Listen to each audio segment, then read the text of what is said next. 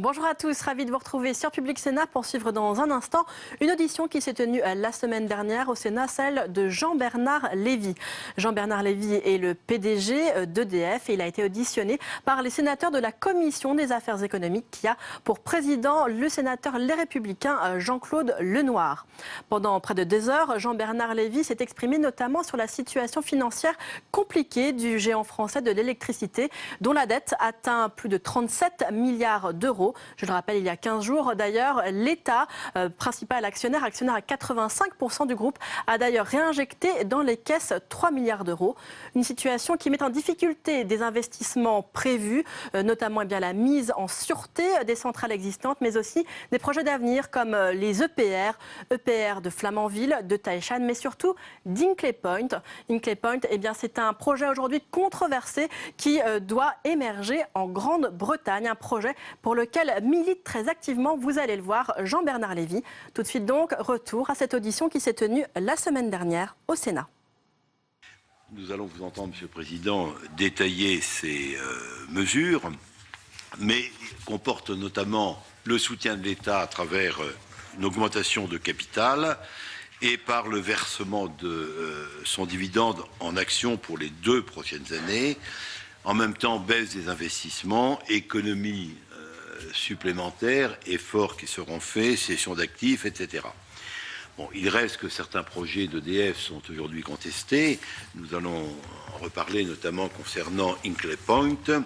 Mais d'ores et déjà, et avant de vous entendre, Monsieur le Président, vous posez quelques questions qui vont vous éclairer sur la demande de la Commission concernant Hinkley Point.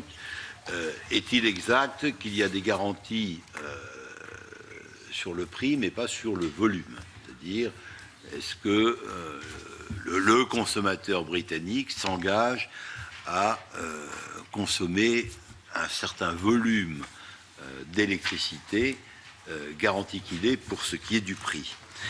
Quel est d'autre part son partage des risques entre EDF et son partenaire chinois CGN, avec lequel EDF a construit plusieurs réacteurs en Chine? La question aussi de la disponibilité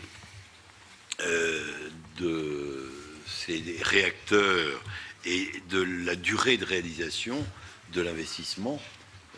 Est-ce que les durées annoncées seront respectées? Vous allez, d'autre part, bien sûr, nous parler d'Areva. Je ne veux pas prolonger trop, puisque j'ai déjà dit à mes collègues qu'ils auront 2 minutes, je le redis ici, pour poser une question. Il me reste 10 secondes pour vous dire qu'il y aura également des questions sur Fessenheim, sur la réduction de la part du nucléaire qui est prévue par la loi de transition énergétique, annoncée pour une part dans le cadre de la PPE, mais incomplète, puisque la part du nucléaire de la PPE n'est pas connue. Il y a aussi quantité d'autres questions qui seront relayées par l'équipe que vous avez devant vous, qui est la Commission des affaires économiques. Monsieur le Président, je vous donne la parole.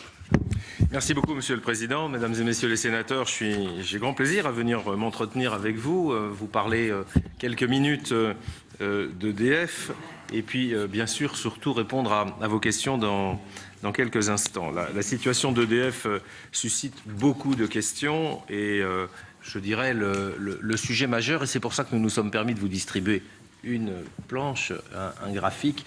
Le problème majeur, c'est que nous devons aujourd'hui, sur notre principal marché, celui de la vente, de la production d'électricité, ce qu'on appelle le marché de gros, nous avons aujourd'hui un marché, comme vous l'avez sur le document distribué, un marché très déprimé, où les prix ont été divisés par 2 en 2 ans. Ils sont aujourd'hui autour de 27 à 28 euros, contre plus de 50 euros en 2014 et même 60 euros précédemment.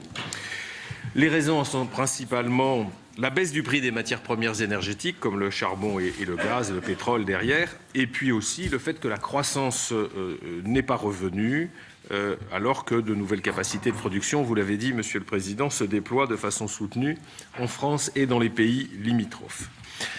Nous ne sommes pas les seuls à connaître une situation difficile et je dirais même que la plupart des énergéticiens en France et dans les pays voisins ont rencontré des difficultés plutôt plus fortes que les nôtres. Ils ont tous eu des résultats déficitaires. Certains d'entre eux sont en train de se scinder en deux ou plusieurs entreprises indépendantes. Il n'est question ni de l'un ni de l'autre pour EDF. Nous sommes un groupe intégré et qui a vocation à le rester. Et nous sommes restés, là aussi, chaque année, bénéficiaires. Nous n'avons pas, aujourd'hui, eu le moindre exercice déficitaire. Et je voudrais souligner que c'est un hommage rendu à la compétence, à la mobilisation des salariés et aussi au choix historique qu'a fait la France en faveur du nucléaire, qui, comme vous le savez, représente aujourd'hui 75% de la production et qui nous permet de mettre à la disposition de nos clients une énergie et surtout une électricité bien moins chère que chez tous nos voisins, une électricité abondante qui assure la sécurité d'approvisionnement de la France, qui nous permet d'exporter et donc de maintenir ou de créer des emplois en France, et puis bien sûr une électricité qui est particulièrement décarbonée. À mon arrivée, j'ai estimé nécessaire de donner un cadre de travail à long terme pour EDF. Cela s'appelle notre stratégie CAP 2030, une stratégie qui s'inscrit dans la transition énergétique et qui est fondée sur nos convictions de ce que sera le monde de demain.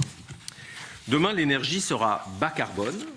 Il y a des facteurs climatiques, des facteurs géopolitiques qui font qu'il y a une forte demande de l'opinion publique à ce que l'énergie contribue à limiter les émissions de gaz à effet de serre. Demain, les consommateurs seront aussi des acteurs en matière énergétique.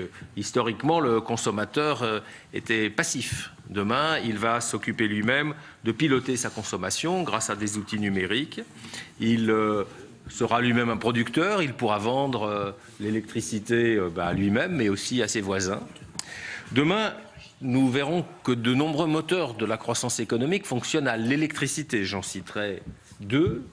La mobilité électrique, que ce soit les transports collectifs ou les véhicules individuels, et puis le développement rapide des technologies de l'information et de la communication, qu'on pense au data center ou que l'on pense à tous les objets du quotidien que nous avons aujourd'hui dans nos domiciles et qui marchent à l'électricité.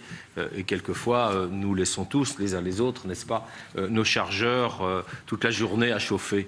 On pourrait d'ailleurs faire attention. Moi le premier, bien sûr. Et donc, dans ce modèle où la production décentralisée va se superposer au modèle centralisé et hiérarchique actuel, EDF, qui est évidemment l'archétype du modèle centralisé et hiérarchique, doit apporter des réponses et c'est l'objet de notre stratégie CAP 2030. Notre premier objectif, c'est de développer des offres compétitives, numériques et décentralisées que nos clients attendent, que ce soit nos clients ménages, que ce soit les territoires, les collectivités locales, qui cherchent eux-mêmes à déterminer leur propre transition énergétique. Le deuxième objectif, c'est en matière de production. Nous avons un mix bas carbone particulièrement remarquable. Nous jouons très bien de la complémentarité entre les énergies nouvelles renouvelables, l'hydraulique, autre énergie renouvelable, mais plus ancienne, et bien sûr le nucléaire. Et puis nous voulons bénéficier de compléments de croissance pour le groupe EDF dans des zones géographiques dynamiques où nous pourrons apporter notre expertise d'électriciens bas carbone. Nous avons une caractéristique qui est très forte en matière d'innovation chez EDF. Nous sommes l'un des rares électriciens, sinon le seul, à avoir historiquement de fortes capacités d'innovation autonome, puisque nous dépensons chaque année environ 600 millions d'euros à travers des équipes fortes de 2000 chercheurs en matière de recherche et développement.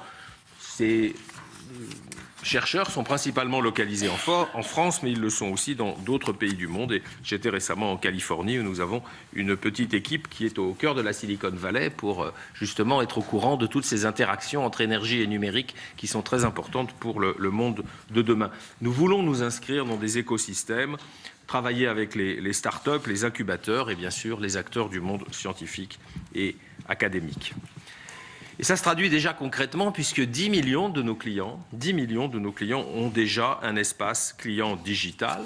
Et notre application qui aide nos clients à faire des économies d'énergie, qui s'appelle Équilibre, est déjà en usage dans 1 million de foyers à travers notamment les smartphones. Nous voulons aussi développer des solutions décentralisées pour répondre à la demande des collectivités territoriales. Et souvent, on le sait, les solutions innovantes passent par les territoires. Je suis frappé lors de mes déplacements dans les grandes métropoles provinciales de voir l'effervescence d'innovation qu'il y a et le rôle que nous jouons localement pour faciliter la mise en place de solutions adéquates, de solutions sur mesure pour ces différents territoires. Nous voulons donc identifier et valoriser les potentiels d'énergie renouvelable locale, comme par exemple la chaleur renouvelable, la biomasse ou la géothermie pour alimenter des réseaux de chaleur ou de froid. Nous sommes au premier plan en matière de solutions de mobilité électrique. Nous innovons dans l'éclairage public et bien sûr, Madame la ministre Ségolène Royal y fait référence fréquemment, nous avons à innover et nous le faisons en matière d'efficacité énergétique des bâtiments. Je donnerai quelques exemples. L'ensemble éolien catalan, 96 MW, qui permettra dès cet été de valoriser le potentiel de vent des Pyrénées-Orientales, produisant l'équivalent de la consommation d'une ville de 120 000 habitants, l'une des plus grandes fermes éoliennes de France. Deuxième exemple, en Vendée, nous travaillons avec le syndicat départemental d'énergie de manière à déployer 125 bornes de recharge électrique pour mailler le territoire du département. Cette infrastructure, son exploitation et sa gestion en sont assurées par notre filiale Sodetrel. Le deuxième axe de notre stratégie, c'est la production bas carbone. Je ne rappellerai pas le succès de la COP 21, mais je voudrais dire que EDF, de ce point de vue-là, est d'ores et déjà exemplaire, puisque nous disposons d'un parc de production qui n'émet que 15 grammes de CO2 par kilowattheure produit, et que c'est un chiffre exceptionnel, c'est 20 fois moins que la moyenne des pays européens. 15 grammes, 20 fois moins que 310 grammes les voisins européens. Cela est grâce aux choix historiques remarquables qui ont été faits dans notre pays, des choix historiques qui font que notre parc de production repose essentiellement sur des énergies renouvelables et sur du nucléaire. Vous le savez, nous avons des ambitions fortes en matière de développement des énergies renouvelables. D'abord, nous avons encore à exploiter davantage notre potentiel hydraulique, et puis nous avons aussi à faire reposer nos efforts sur l'éolien, le solaire et la chaleur renouvelable. On l'ignore souvent, mais EDF est le premier producteur d'énergie renouvelable en Europe et l'un des premiers dans le monde, derrière les opérateurs chinois. Chaque année, nous investissons 2 milliards d'euros, un peu plus de 2 milliards d'euros pour produire de nouvelles capacités de renouvelables, soit un peu plus que notre investissement dans les nouveaux moyens de production d'électricité d'origine nucléaire. Notre objectif à l'horizon 2030, c'est de doubler la capacité du parc d'électricité renouvelable que nous exploitons en le passant de 28 à 50 gigawatts. Je voudrais souligner que notre présence en matière d'énergie renouvelable se déploie en France, mais aussi dans d'autres pays. Nous avons des contrats d'approvisionnement importants avec des grands noms comme Ikea, Google ou Microsoft. Et je vous donne volontiers un exemple, un parc éolien que nous avons lancé, mis en service près de Chicago. 175 MW, 103 éoliennes qui vont alimenter des data centers de Microsoft qui, lui, veut, vis-à-vis de ses clients, pouvoir afficher qu'il fournit ses clients avec de l'énergie renouvelable. Moi, je suis convaincu que notre avenir repose sur le bon mix entre le renouvelable et le nucléaire. Le nucléaire apporte bien sûr une excellente disponibilité, une excellente prévisibilité et un coût très compétitif. Les renouvelables apportent un complément décarboné très puissant lorsqu'il vente ou qu'il fait soleil. Et nous avons donc mis en œuvre des méthodes de gestion de notre parc qui sont assez uniques au monde et qui nous permettent de moduler la production nucléaire de manière à ce qu'elle complète la production renouvelable. Nous devons donc, au-delà du développement des énergies renouvelables, conforter aussi notre parc nucléaire existant. Ça veut dire, vous le savez, faire le grand carénage, programme indispensable, un programme de grande ampleur pour l'ensemble de la filière nucléaire, porteur d'emplois, mais aussi un programme très rentable pour notre collectivité nationale. Et dès mon arrivée à EDF, j'ai demandé au conseil d'administration qu'il a voté que le principe de ce programme soit conforté. Ça a été fait en janvier 2015. Nous allons donc prolonger la durée de fonctionnement de nos centrales tout en augmentant encore le niveau de sûreté, et tout ceci se faisant sous le contrôle et sous réserve de l'accord de l'autorité de sûreté nucléaire. Le coût du grand carénage, 51 milliards d'euros courants de 2014 à 2025, c'est 15% de moins que notre évaluation initiale. Nous avons pu optimiser les coûts du grand carénage, et le grand carénage va être dans les années qui viennent le premier poste de dépenses d'investissement pour EDF. Sur les 10 années, c'est en moyenne 40% de nos investissements annuels que nous consacrerons à ce programme. Le grand carénage, c'est donc un bon investissement puisqu'il permettra aux Français de continuer à bénéficier de l'électricité au meilleur coût, puisqu'il s'agit pour l'essentiel de conserver, en améliorant la sûreté, de conserver des installations existantes. Mais nous devons aussi préparer l'avenir du nucléaire avec les EPR, et notre premier objectif, qui est véritablement essentiel, on dit volontiers stratégique, c'est de mettre en service l'EPR de Flamanville. Nous avons franchi, il y a un mois, au mois de mars, comme prévu, le premier jalon clé conformément au calendrier que nous avions mis à jour à l'été 2015 et qui prévoit un démarrage du réacteur au 4e trimestre 2018. Une nouvelle organisation industrielle a été mise en place pour garantir la maîtrise du chantier avec nos partenaires de façon beaucoup plus transparente, beaucoup plus partagée, et je crois que cette nouvelle organisation du chantier, en tout cas pour l'instant, s'avère nettement plus efficace. Et puis il y a bien sûr le dossier Hinkley Point sur lequel vous m'avez posé une première série de questions.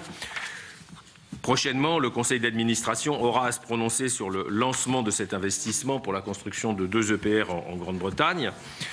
Cette décision, je crois qu'elle aurait été déjà prise si les prix de marché étaient restés à 50 €. Elle aurait déjà été soumise au vote du conseil d'administration, mais avec la baisse brutale des prix de marché qui est intervenue à la fin de l'année 2015, cette conjoncture m'a imposé de commencer par sécuriser la trajectoire financière du groupe EDF. Ne pas se lancer dans cet investissement qui est important sans avoir sécurisé la trajectoire financière d'EDF. Ceci est fait, vous y avez fait allusion à travers les annonces le jour de notre conseil d'administration vendredi 22, vendredi dernier. J'y reviendrai dans un instant. J'ai aussi décidé de consulter le comité central d'entreprise, le CCE, car les représentants du personnel, les élus du CCE, m'en ont fait la demande de manière unanime. Mais c'est un projet qui, je crois, conserve toutes ses qualités et qui devra se faire pour de nombreuses raisons. Le premier, c'est que ce projet est extrêmement rentable. Nous avons le bénéfice de ce qui s'appelle le contrat pour différence avec le gouvernement britannique. Ce contrat pour différence sécurise un prix de vente pendant 35 ans, de 2025 à 2060. Ce prix est indexé sur l'inflation. Ceci nous permet d'afficher un taux de rentabilité de l'investissement d'environ 9% par an, 9% par an sur les 70 ans qui viennent, 10 ans de construction, 60 ans d'exploitation. Et 95% de cette valeur créée est réalisée pendant les 35 ans où le prix est garanti. Ce contrat, aide d'État, a été validé par la Commission européenne. Il est donc robuste. Il n'est pas fixé par une loi qui pourrait être modifiée unilatéralement par le gouvernement britannique à un moment ou à un autre. C'est un contrat bilatéral entre l'État britannique et l'entreprise que nous sommes, notre filiale qui construira et exploitera les 2 réacteurs. Et puis nous n'investissons pas seuls, nous investissons, vous l'avez cité aussi, avec nos partenaires chinois, CGN, nos partenaires de 30 ans qui connaissent l'EPR puisqu'ils en construisent 2 actuellement à Taishan et qui ont décidé de porter un tiers de l'investissement total, soit 8 milliards d'euros. Ce projet est rentable, il se déroule dans un excellent climat de confiance avec nos partenaires chinois et britanniques. Ce projet est aussi mûr. Tous les accords avec l'État britannique et avec notre partenaire CGN sont prêts. Ils ont été approuvés par la Commission européenne. Les contrats avec les principaux fournisseurs et prestataires sont finalisés. Je rappelle que ce n'était pas le cas au moment du lancement de Flamanville. Les équipes ont été organisées, elles sont prêtes. Les dirigeants du projet ont été désignés. Bien sûr, Hinkley Point intégrera le retour d'expérience de Flamanville 3 et de Taishan. C'est déjà le cas en matière d'ingénierie et de conduite de chantier. Ce sera le cas en ce qui concerne la mise en service, puisque nous prévoyons que le premier béton de sûreté, c'est-à-dire l'érection du bâtiment, le début de l'érection du bâtiment nucléaire, qui interviendra en 2019, ce premier béton de sûreté interviendra après la mise en service de Taishan 1 et de Flamanville 3. Ces deux réacteurs d'Hinkley Point seront donc le 5e et le 6e EPR à être construits dans le monde. Alors on parle beaucoup des risques. J'ai demandé, vu l'ampleur du projet, avec mes références industrielles dans ce secteur et dans d'autres secteurs, j'ai demandé qu'une revue de risques soit conduite fin 2015. Elle a établi que les risques sont connus et surmontables, moyennant la mise en œuvre d'une série de recommandations. Et j'ai décidé d'appliquer l'ensemble de ces recommandations. Il y aura bien sûr, au fur et à mesure de la vie de ce projet de 10 ans, d'autres revues de risques. C'est une procédure habituelle pour des projets de cette ampleur. Je voudrais vous dire que le report d'Hinkley Point ne me semble pas opportun. Certains évoquent la possibilité de reporter le projet après la mise en service de Flamanville et de Taishan, et ce n'est à mes yeux ni nécessaire ni faisable. Les risques sont nombreux. Le report de plusieurs années amènerait le gouvernement britannique à se tourner vers des solutions alternatives. Et il ne manque pas aujourd'hui de constructeurs de réacteurs nucléaires qui s'engouffreraient dans la brèche ainsi créée. Le contrat pour différence deviendrait caduc. Il faudrait renégocier avec le gouvernement britannique et avec la Commission de Bruxelles. Le report du projet mettrait aussi en péril notre partenariat avec CGN, notre partenaire chinois. Enfin, nous devrions également renégocier les contrats avec les principaux fournisseurs qui représentent environ 70% des coûts. Et les dépenses déjà engagées sur le projet seraient en grande partie perdues. Je suis donc convaincu que Hinkley Point doit se faire, il doit se faire maintenant, dès que nous aurons eu l'avis du comité central d'entreprise. Je voudrais souligner que la construction de ces EPR ouvre des perspectives absolument majeures pour l'ensemble de notre filière française d'excellence dans le nucléaire. On pense qu'il y a environ 220 000 emplois en France qui sont concernés par le nucléaire. Le projet nous permettra de disposer d'une offre plus compétitive pour le renouvellement du parc lorsque la question se posera en France. Il nous permettra aussi d'être crédibles à l'exportation. Comment être crédible pour vendre des EPR à l'exportation si nous ne commandons pas à nous-mêmes nos propres produits?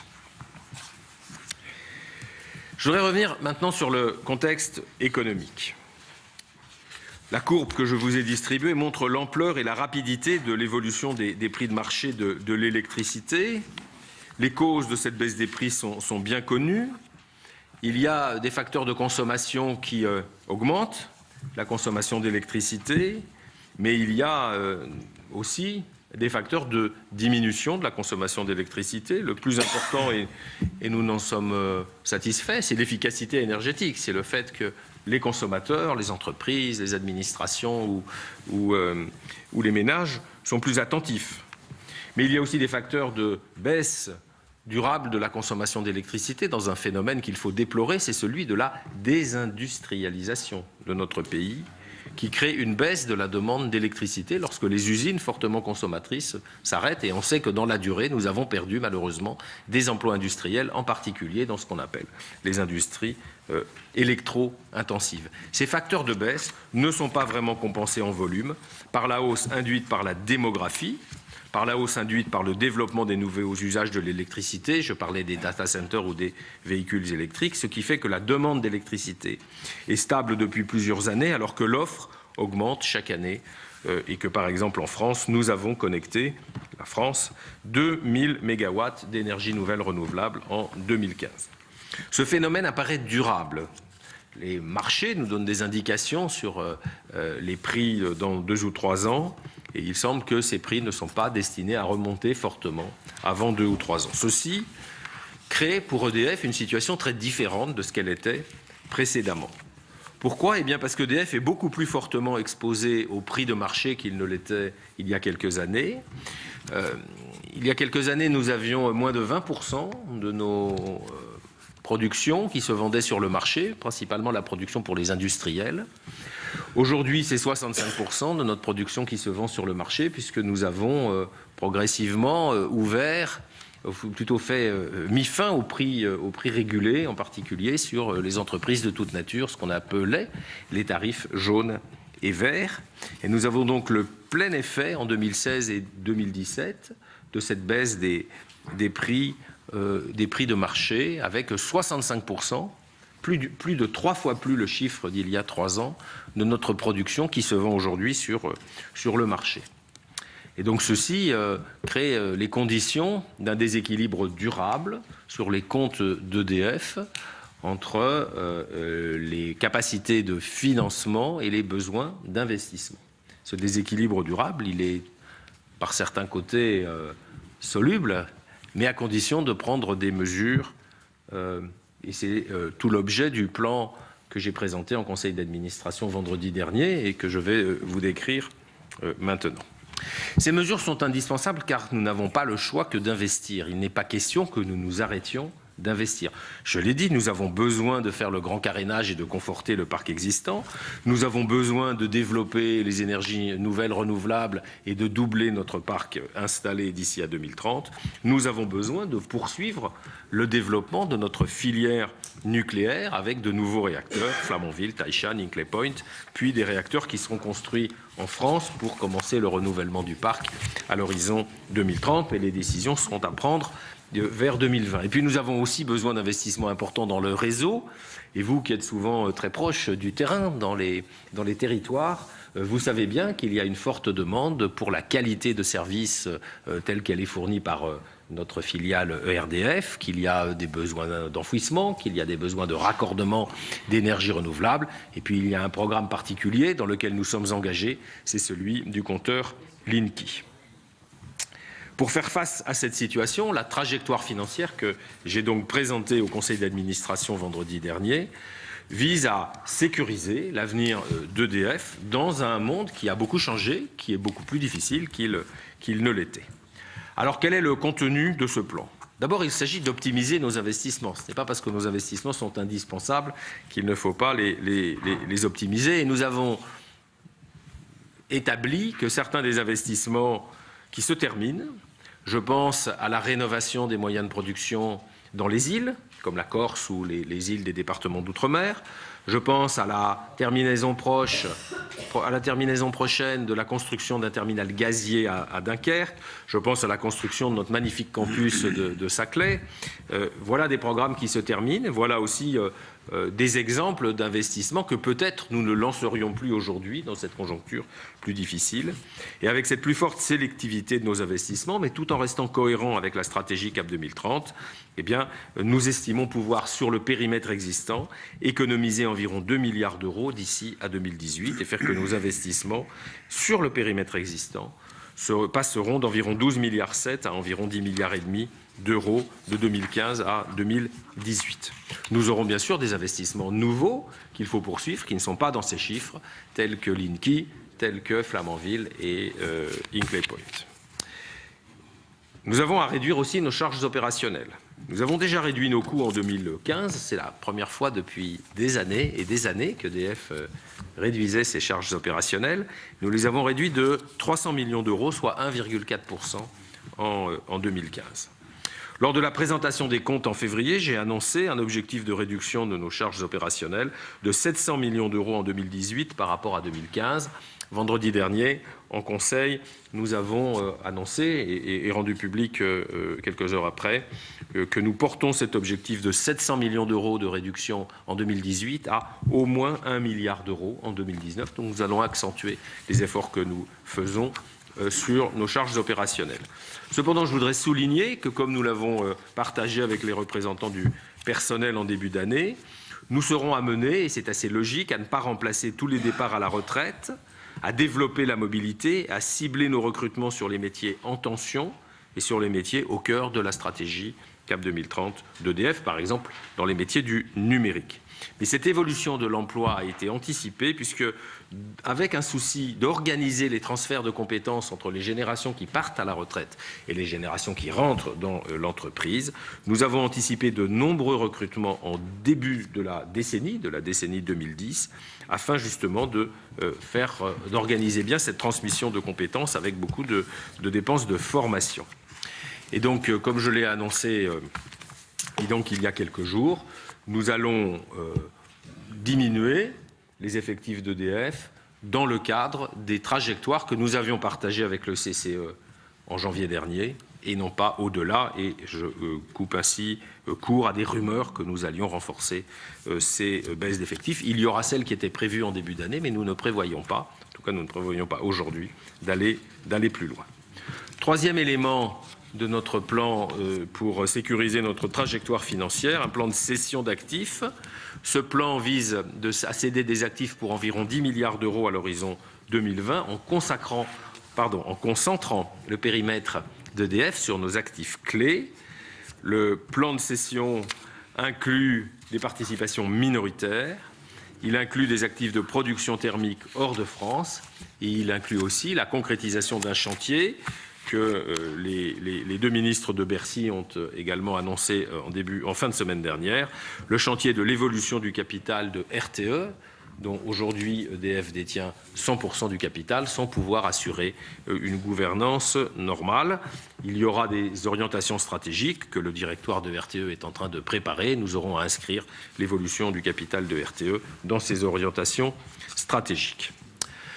Enfin, la trajectoire financière sécurisée d'EDF inclut un rôle essentiel de l'État, l'État en tant qu'actionnaire et l'État en tant que régulateur du secteur. Vous l'avez dit, Monsieur le Président, EDF a fait part au Conseil d'administration de son intention de proposer sur les années 2016 et 2017 une option de versement des dividendes en actions, et l'État a indiqué qu'il tiendra cette option, comme il l'a déjà fait en 2015, puisque sur l'exercice 2015, le dividende que l'État tire d'EDF, l'État le touche en titre et non pas en cash. Donc cet argent, 1,8 milliard environ, sur l'exercice 2015, reste dans l'entreprise pour renforcer nos fonds propres et améliorer notre équilibre bilanciel. D'autre part, EDF soumettra à son conseil d'administration d'ici la clôture des comptes 2016 et sous réserve des conditions de marché, un projet d'augmentation de capital d'environ 4 milliards d'euros et l'État a indiqué qu'il souscrira à cette augmentation de capital à la hauteur de 3 milliards d'euros. Donc vous voyez que par ces deux mesures, celle sur le dividende et celle sur l'augmentation de capital, l'État actionnaire, l'État investisseur avisé, accompagnera le groupe EDF dans cette période d'investissement stratégique. Mais l'État est aussi régulateur et je voudrais terminer cette présentation en vous disant quelques mots sur le besoin indispensable que nous avons d'adapter le modèle de marché. Le modèle de marché actuel n'est pas durable. Tous les énergéticiens européens sont en grande difficulté et comme je le disais au début de mon intervention, EDF est plutôt parmi les bien portants des énergéticiens européens. Aucun investissement aujourd'hui ne se réalise sur le territoire européen s'il n'est pas subventionné. Les prix de marché ne permettent de justifier d'aucun investissement. Il faut qu'il y ait des interventions du régulateur pour que les investissements, notamment en matière d'énergie renouvelable, se fassent. Une évolution est donc nécessaire du modèle de marché car la régulation systématique des investissements ne peut pas être la seule réponse à la mise en concurrence qui a été décidée il y a maintenant 20 ans des services de fourniture d'électricité et d'ailleurs aussi de gaz. La première nécessité, c'est de donner un prix minimum au carbone pour la production d'électricité. Certains pays comme le Royaume-Uni ou la Suède l'ont déjà fait. Le président de la République a déclaré à la conférence environnementale, je crois que ça a été repris par la ministre de l'Environnement, de l'Énergie et de la Mer hier et à nouveau ce matin, le président de la République a décidé d'une démarche unilatérale de la France. Je crois qu'il a même insisté sur le mot unilatéral, pour fixer un prix plancher du CO2 afin d'entraîner d'autres pays avec nous. Je crois que c'est une bonne nouvelle pour la planète, mais aussi pour notre industrie et pour notre groupe. On voit que dans certains pays voisins, il continue à se faire de nouveaux investissements dans des centrales au charbon ou au lignite. Investissements qui sont fortement polluants, générateurs de particules et générateurs de gaz à effet de serre. Et ceci doit interpeller sur la cohérence qu'il y a entre les objectifs qui sont affichés et les politiques qui sont réellement mises en place. Nous considérons qu'un prix de 30 à 40 € la tonne permettrait de remettre au bon endroit dans l'ordre de mérite les moyens de production en fonction de leurs émissions et notamment de faire passer les centrales au gaz devant les centrales au charbon. Nous souhaitons aussi que soit reconnue la valeur des capacités de production nécessaires à la sécurité d'approvisionnement, c'est ce qu'on appelle le marché de capacité.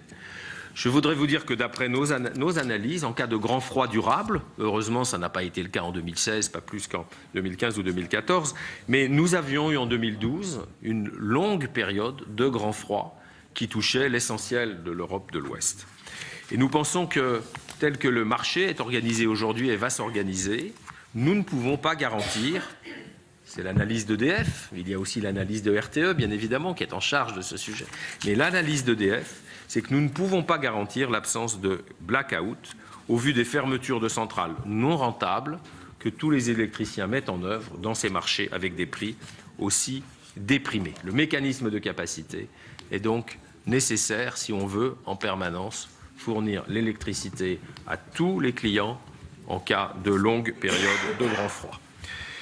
Enfin, il faut aussi créer un cadre régulatoire qui permettra que de nouveaux investissements soient décidés et fondés sur des prix de marché, puisque, comme je le disais, tous les investissements sont payés par une garantie de prix de vente, c'est-à-dire par l'augmentation de la facture des clients finaux dès aujourd'hui, et ce mécanisme n'est évidemment pas durable.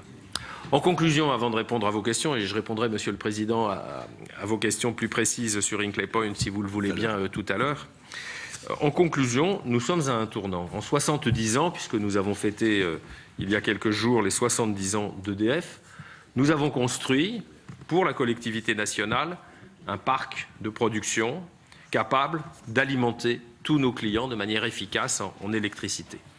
Mais nous vivons une transition énergétique, une transition numérique, la définition de nouveaux modèles de marché décentralisés, et c'est une nouvelle page qui va s'écrire pour l'histoire du groupe EDF. Mon rôle, c'est de m'assurer qu'EDF puisse poursuivre sa mission. Nous sommes une grande entreprise au service du public.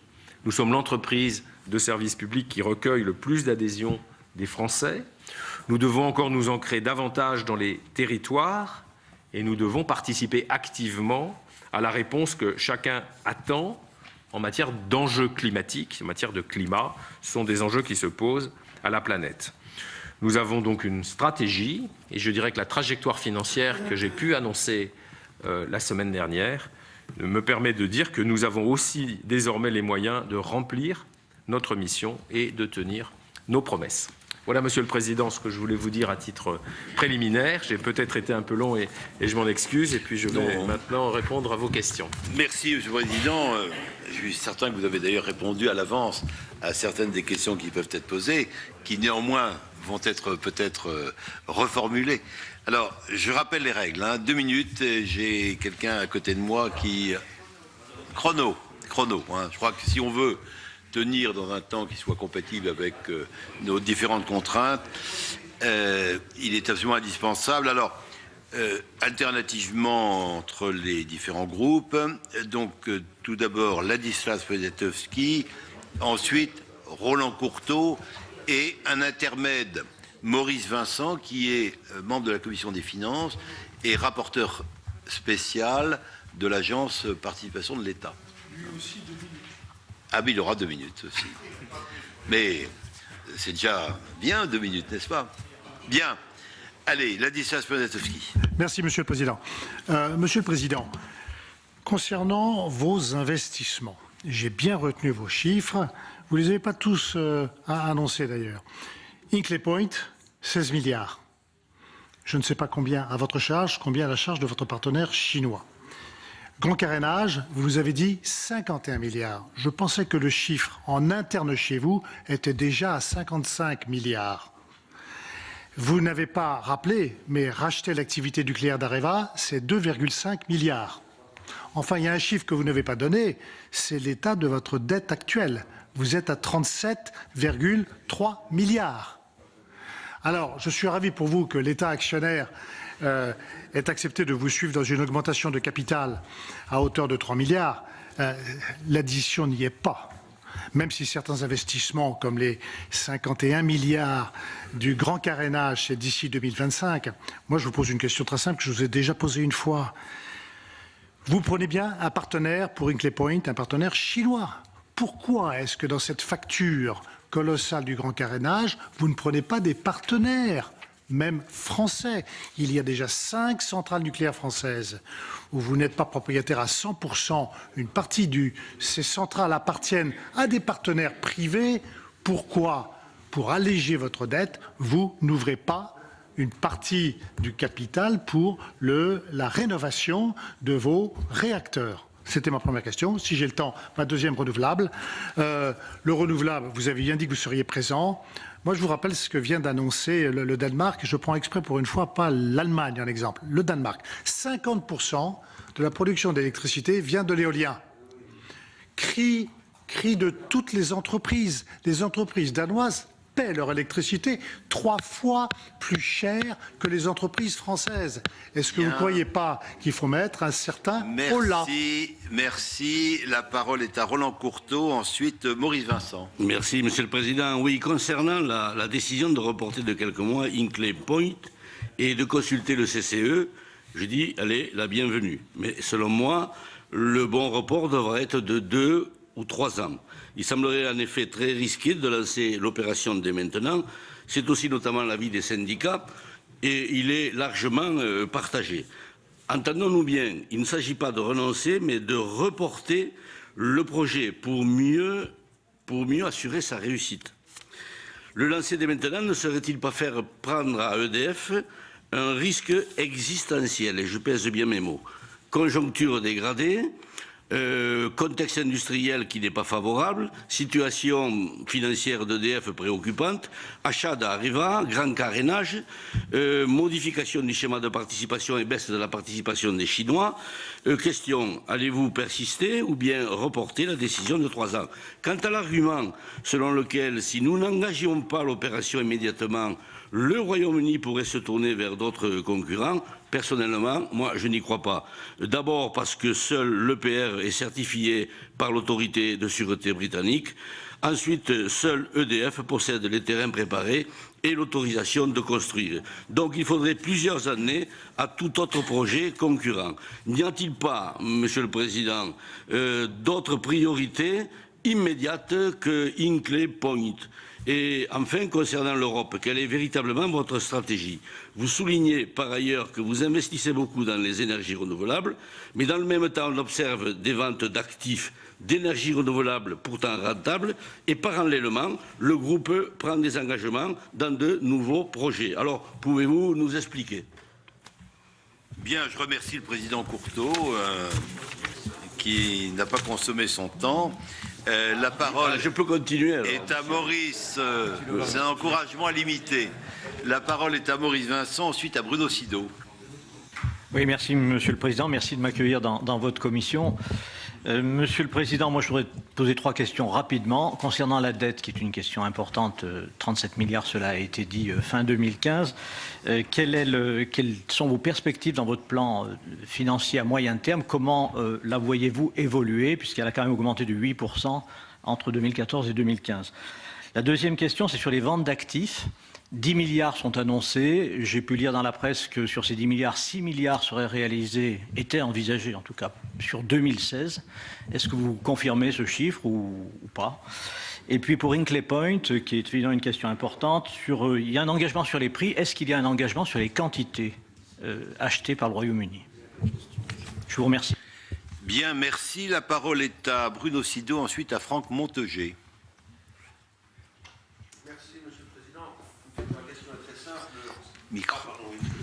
Ma question est très simple. Il est question de plus en plus, j'entendais encore Madame la ministre de l'Environnement ce matin à la radio, nous dire que Flamanville allait être fermé, que fin 2016, Fessenheim.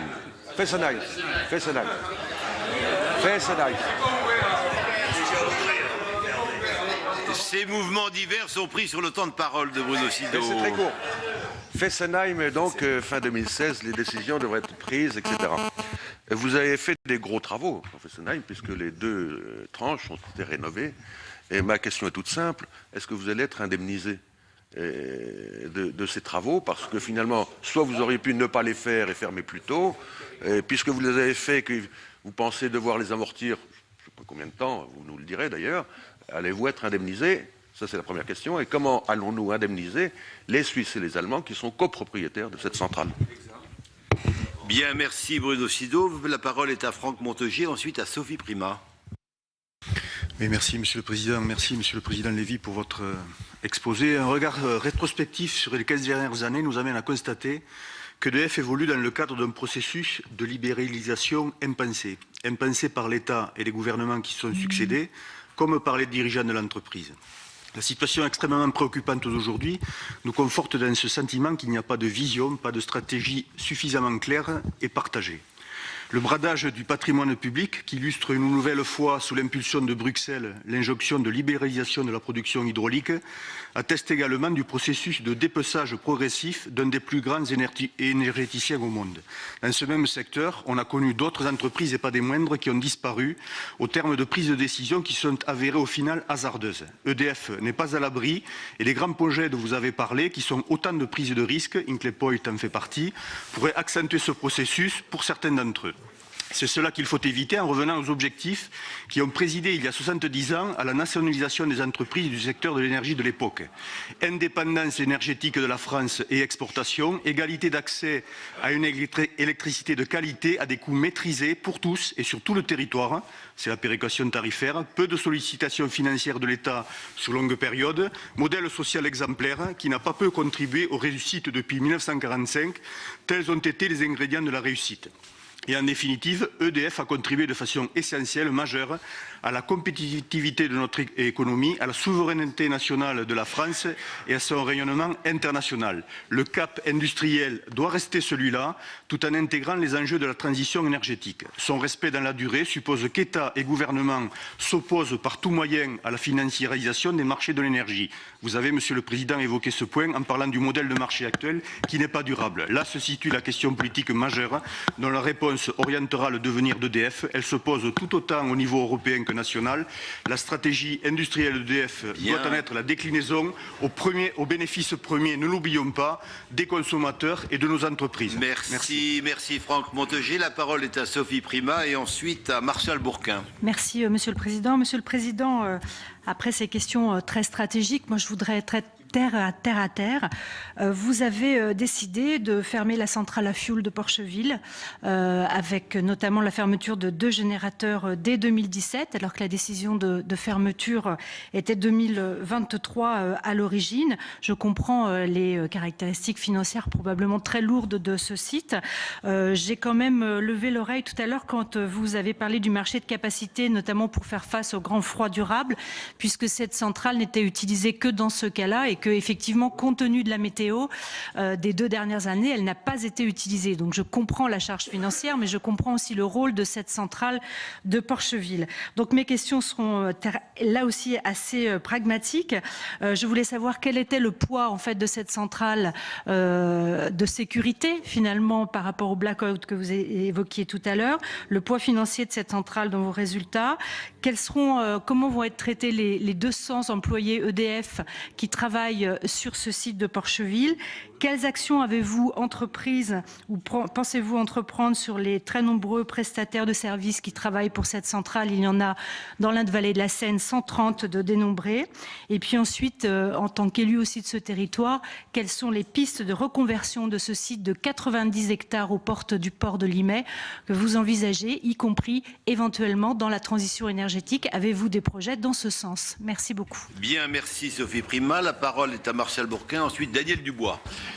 Merci, Monsieur le Président, de cet exposé. 3 questions simples. Vous n'avez pas abordé la question des déchets et du démantèlement des centrales. Pouvez-vous l'aborder dans les réponses aux questions avec le prix que ça représente, parce qu'il y a eu des articles dans Le Monde et dans la presse économique nous disant que les prix pourraient exploser sur ces questions. Deuxième chose, 3500 postes supprimés, est-ce que ça sera au détriment de la présence territoriale? Vous savez que la présence territoriale de ce grand énergéticien qu'est EDF est une question essentielle. Et pouvez-vous nous préciser, je trouve que la note est salée, et est-ce qu'il est possible de revenir en arrière sur ces suppressions d'emplois? Troisième question, recherche fondamentale et appliquée. Vous avez parlé beaucoup du nucléaire, des énergies renouvelables. Est-ce que la recherche continue sur l'hydrogène, sur les énergies de demain, avec la question du numérique? On sait qu'il va y avoir de véritables révolutions dans la matière de l'énergie. Est-ce que vous pouvez nous en parler plus précisément? Merci. Bien, merci Martial Bourquin. La parole est à Daniel Dubois et ensuite à Delphine Bataille. Merci, Président. Monsieur le Président, moi j'ai une seule question. Vous nous avez précisé que vous aviez bâti un plan stratégique à 2030.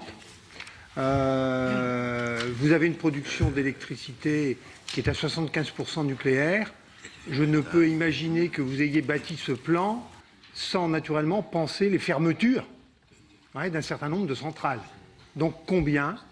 Et avez-vous des assurances de l'État sur ce nombre de fermetures? Bien, merci Daniel Dubois. La parole est donc à Delphine Bataille et ensuite à Elisabeth Lamure. Merci, Monsieur le Président. Parmi les actions de désendettement d'EDF annoncé un plan de cession à hauteur de 10 milliards d'euros, dont 50% de RTE pour 3,5 milliards et l'évolution après le dernier conseil d'administration fait apparaître une part de RTE avant 2016. Je voudrais savoir si vous pouvez nous préciser maintenant à quoi correspond cette part ainsi que son montant. Vous avez également évoqué un plan d'économie qui augmente la réduction des charges opérationnelles à 1 milliard d'euros au lieu des 700 millions initialement prévus. Est-ce que vous pouvez nous indiquer les modalités et le calendrier de ce plan? Vous comprendrez nos inquiétudes sur la solidité financière d'EDF qui aura aussi à supporter le poids d'Areva. Vous avez évoqué un certain nombre de charges à venir et je voudrais pour ma part revenir sur Cigéo puisque le dernier devis officiel prévoit un renchérissement du coût. Ce sont 25 milliards d'euros pour EDF. Je voudrais savoir comment vous avez prévu de répondre en termes d'échéancier et quel sera le montant du provisionnement immédiat. Enfin, comment envisagez-vous les perspectives en termes de coût de l'énergie compte tenu aujourd'hui du niveau des prix et dans un contexte où il est difficile de démontrer la pertinence du nucléaire par rapport au prix des autres énergies, par exemple le baril du pétrole? Et est-ce que vous pensez que la notion de durée est suffisamment prise en compte dans nos débats publics? Je m'explique, aujourd'hui, l'objectif de la loi qui fixe à 50% la part du nucléaire dans la production d'électricité en moins de 10 ans semble illusoire pour beaucoup d'entre nous en raison de cette durée parfois mal appréciée et aussi au regard de la durée de vie des centrales. Quel est votre avis sur la prolongation en termes de durée de vie des centrales? Merci Delphine Bataille. La parole est à Elisabeth Lamure, ensuite Yannick Vaugrenard. Merci Monsieur le Président. Monsieur le Président, j'aurais une question qui porte sur l'hydraulique. Vous avez dit que vous souhaitiez optimiser votre potentiel hydraulique et en effet EDF gère, je crois, 80% du parc hydraulique de notre pays. Or, vous savez que la Commission européenne s'impatiente sur la mise en concurrence des concessions hydroélectriques. Je ne sais pas si les appels d'offres ont été lancés. En tout cas, c'est quelque chose qui dure depuis 2008.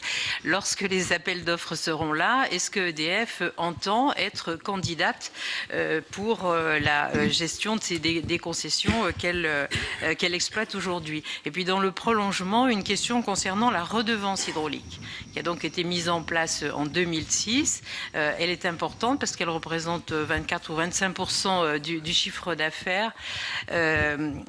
Il semblerait que EDF ne s'acquitte pas de cette redevance et que seule la CNR, la Compagnie nationale du Rhône, l'ait fait.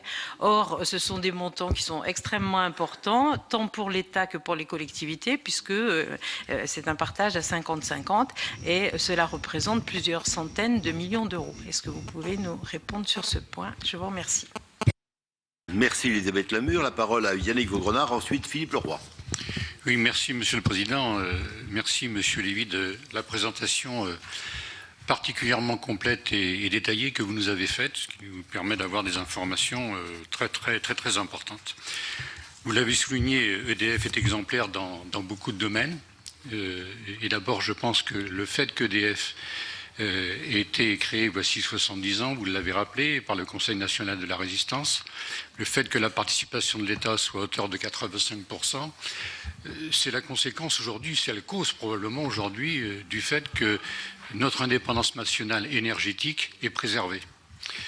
La conséquence, la cause également, le fait que le prix de l'électricité est moins important en France qu'ailleurs, vous l'avez souligné, et pour le particulier et pour nos entreprises. Cependant, nous sommes à un tournant, vous l'avez souligné, vous êtes montré rassurant dans le détail également sur le contrat avec Hinkley Point. Cependant, le fait d'être rassurant n'empêche pas d'avoir aussi un certain nombre d'inquiétudes. Pourquoi? Parce que Flamanville, le PR de Flamanville, à plusieurs reprises, a vu une augmentation très forte de son coût. Et vous nous avez annoncé que cela devrait être mis en œuvre le 4e trimestre 2018. Qu'en serait-il s'il y avait d'une part prolongation de cette mise en œuvre de Flamanville et d'autre part, si c'était encore plus coûteux, quelles conséquences cela pourrait avoir sur l'investissement éventuel en Angleterre? Il ne faudrait pas en effet que le PR de Flamanville devienne en quelque sorte, si je puis m'exprimer ainsi, le Concorde de l'énergie française. Et pour cela, il nous faut beaucoup de prudence. Enfin, deuxième question, sur le stockage de l'énergie, on en parle souvent. Je crois que c'est l'alpha et l'oméga de l'énergie de demain. Y a-t-il des recherches collaboratives avec l'ensemble des pays de l'Union européenne? Merci Yannick Vaugrenard. La parole est à Philippe Leroy et ensuite à Joël Labbé.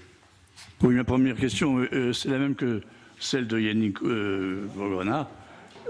Pourquoi ne pas attendre la certitude de terminer Flamanville avec une sécurité financière sur le plan des essais techniques en cours? Pourquoi ne pas attendre tout cela? Ça serait peut-être prudent dans le cadre d'une stratégie que je partage d'ailleurs. EDF, si on veut rester sur le marché mondial, dans la construction des centrales nucléaires, il faut espérer que Flamanville puisse marcher. Mais on n'en est pas encore sûr. Donc pourquoi ne pas attendre un peu par prudence? Deuxième question, vous n'avez pas parlé des énergies renouvelables, mais je suis assez heureuse que vous ne parliez pas de la biomasse. EDF ne semble pas avoir de projet dans la biomasse, et c'est assez heureux, dans la mesure où votre confrère E.ON s'est lancé dans un projet pharaonique à Tarascon, si j'ai bonne mémoire, ou à Gardanne, est en train de détruire bien des espoirs pour la filière bois. Donc, quid de la biomasse? Et merci peut-être de ne pas en parler ou de ne pas en faire. Troisième question, le grand carénage. EDF a-t-il bien imaginé l'association de l'économie locale, le développement local, à l'occasion des chantiers de grand carénage, à l'image de ce qui a été fait pour les stratégies grands chantiers quand on construisait les centrales? Je sais que chez moi, EDF a largement contribué au développement d'entreprises locales au moment de la construction de Cattenom. Et quid du carénage? Bien, merci Philippe Leroy. La parole est à Joël Labbé, ensuite Gérard Bailly. Oui, merci Monsieur le Président Lévy. Merci d'abord de votre exposé, de venir vous exposer. Je vous trouve très serein étant donné les enjeux, mais je crois que dans votre position, vous devez d'être serein. Beaucoup de questionnements quand même. N'oublions pas qu'on est au lendemain de l'anniversaire de la terrible catastrophe de Tchernobyl. D'une part. Alors, on a parlé démantèlement, notre collègue Martial Burquin. Vous annoncez à juste titre qu'on produit actuellement une électricité abondante et au moins chère par rapport à nos voisins.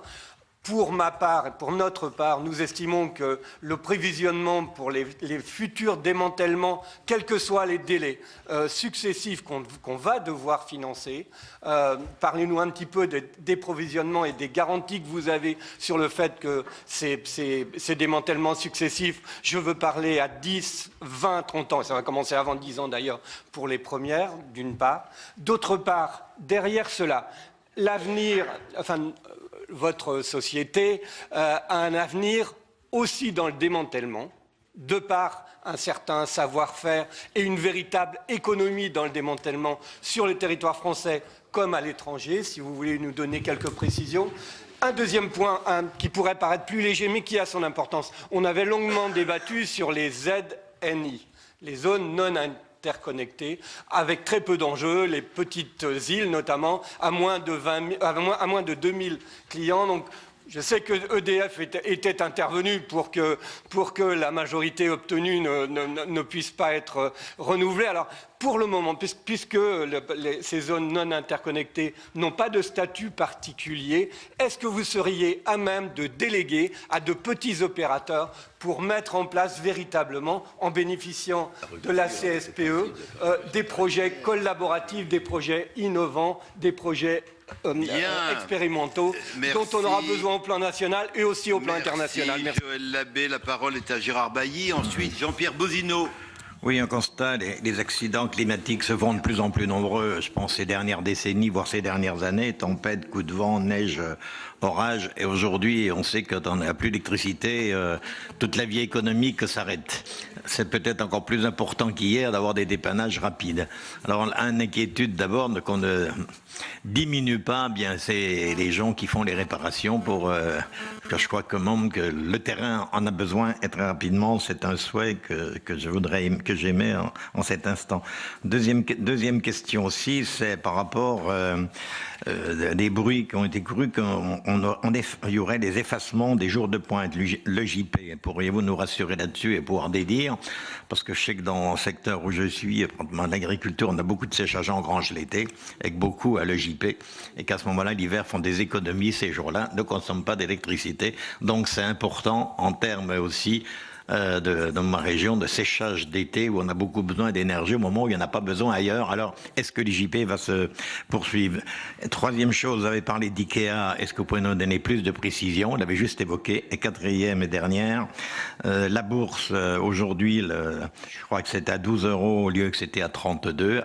Quelles sont les incidences? Est-ce qu'il ne va pas y avoir là un manque de confiance aussi des différentes personnes? Est-ce que ça peut poser des problèmes? Bien entendu, et quelles sont les répercussions qu'il peut y avoir cette diminution importante des cours de bourse EDF? Bien, merci Gérard Bailly. La parole est à Jean-Pierre Bozino, ensuite Daniel Grémillet. Merci, messieurs les présidents. Franck Montaugé l'a évoqué. À mon tour, juste un mot sur les 70 ans d'EDF. Je ne suis pas certain que... Ils doivent être très peu, mais parmi ceux qui ont participé à la libération, à la création de cette grande entreprise qui était EDF-GDF, ils soient très fiers de ce qui se passe aujourd'hui et de ce qu'on a fait de cette entreprise. Je veux le dire parce que effectivement, on est à l'inverse de ce qui était leur démarche du bien commun.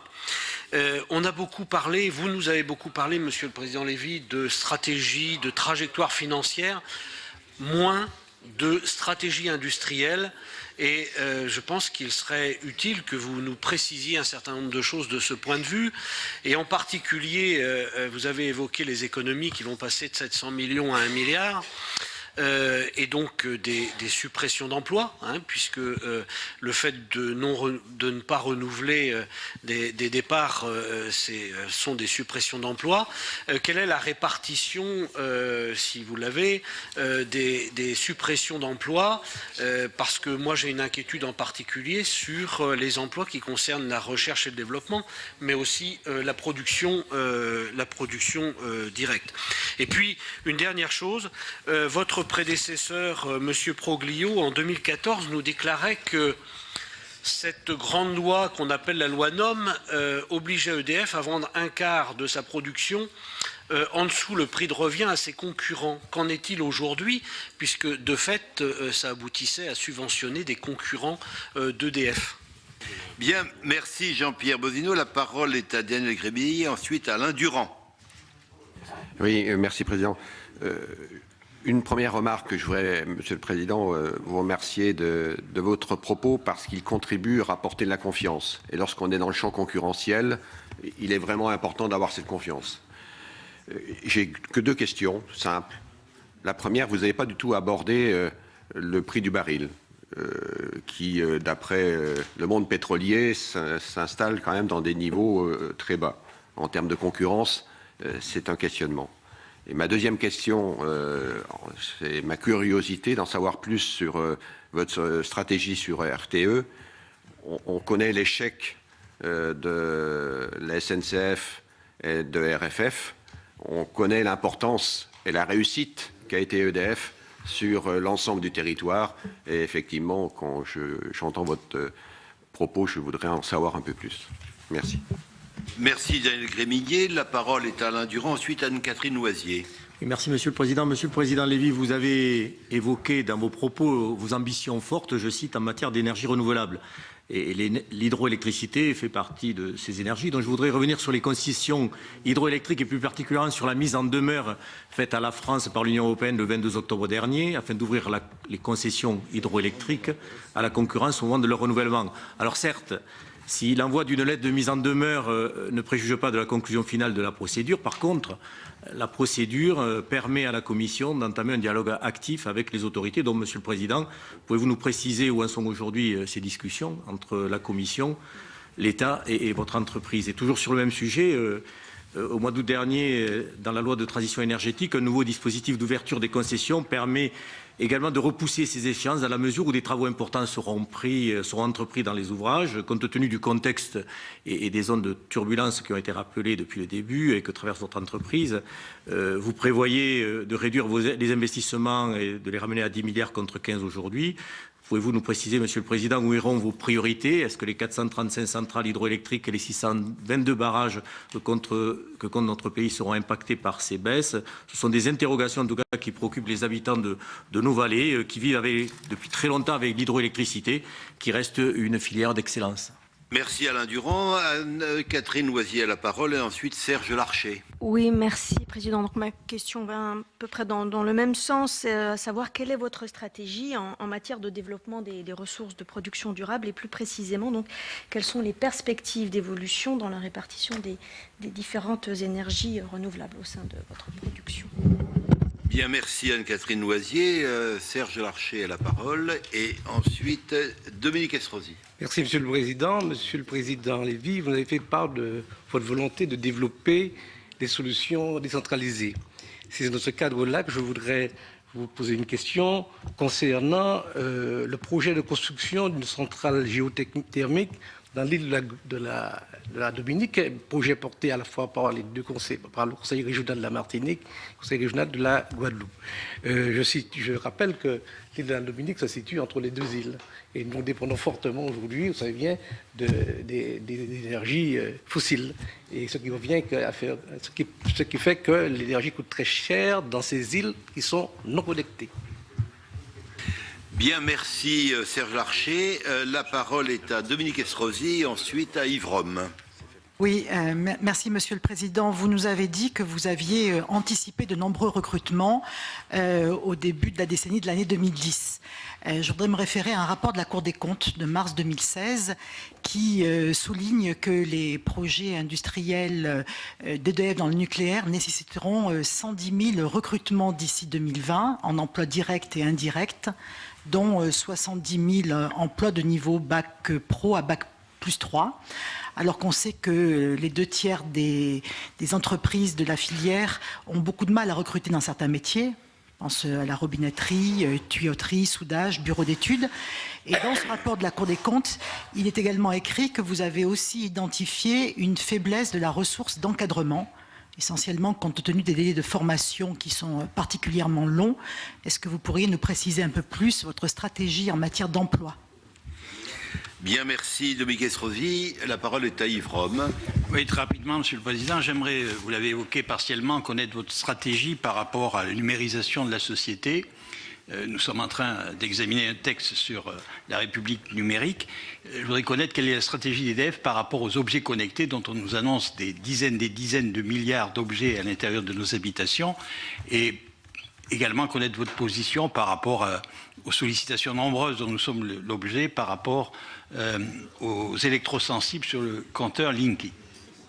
Merci. La parole est à François Calvet. Oui, moi, je voudrais juste poser une question pour savoir quel est l'état de fonctionnement et la rentabilité des interconnexions électriques, notamment avec l'Espagne, avec la THT nouvelle que vous avez fait passer depuis, qui part de l'Aude et qui traverse les Pyrénées-Orientales et qui va jusqu'au Pertus, et comment ça se passe et quels sont les échanges avec l'Espagne s'ils sont fructueux.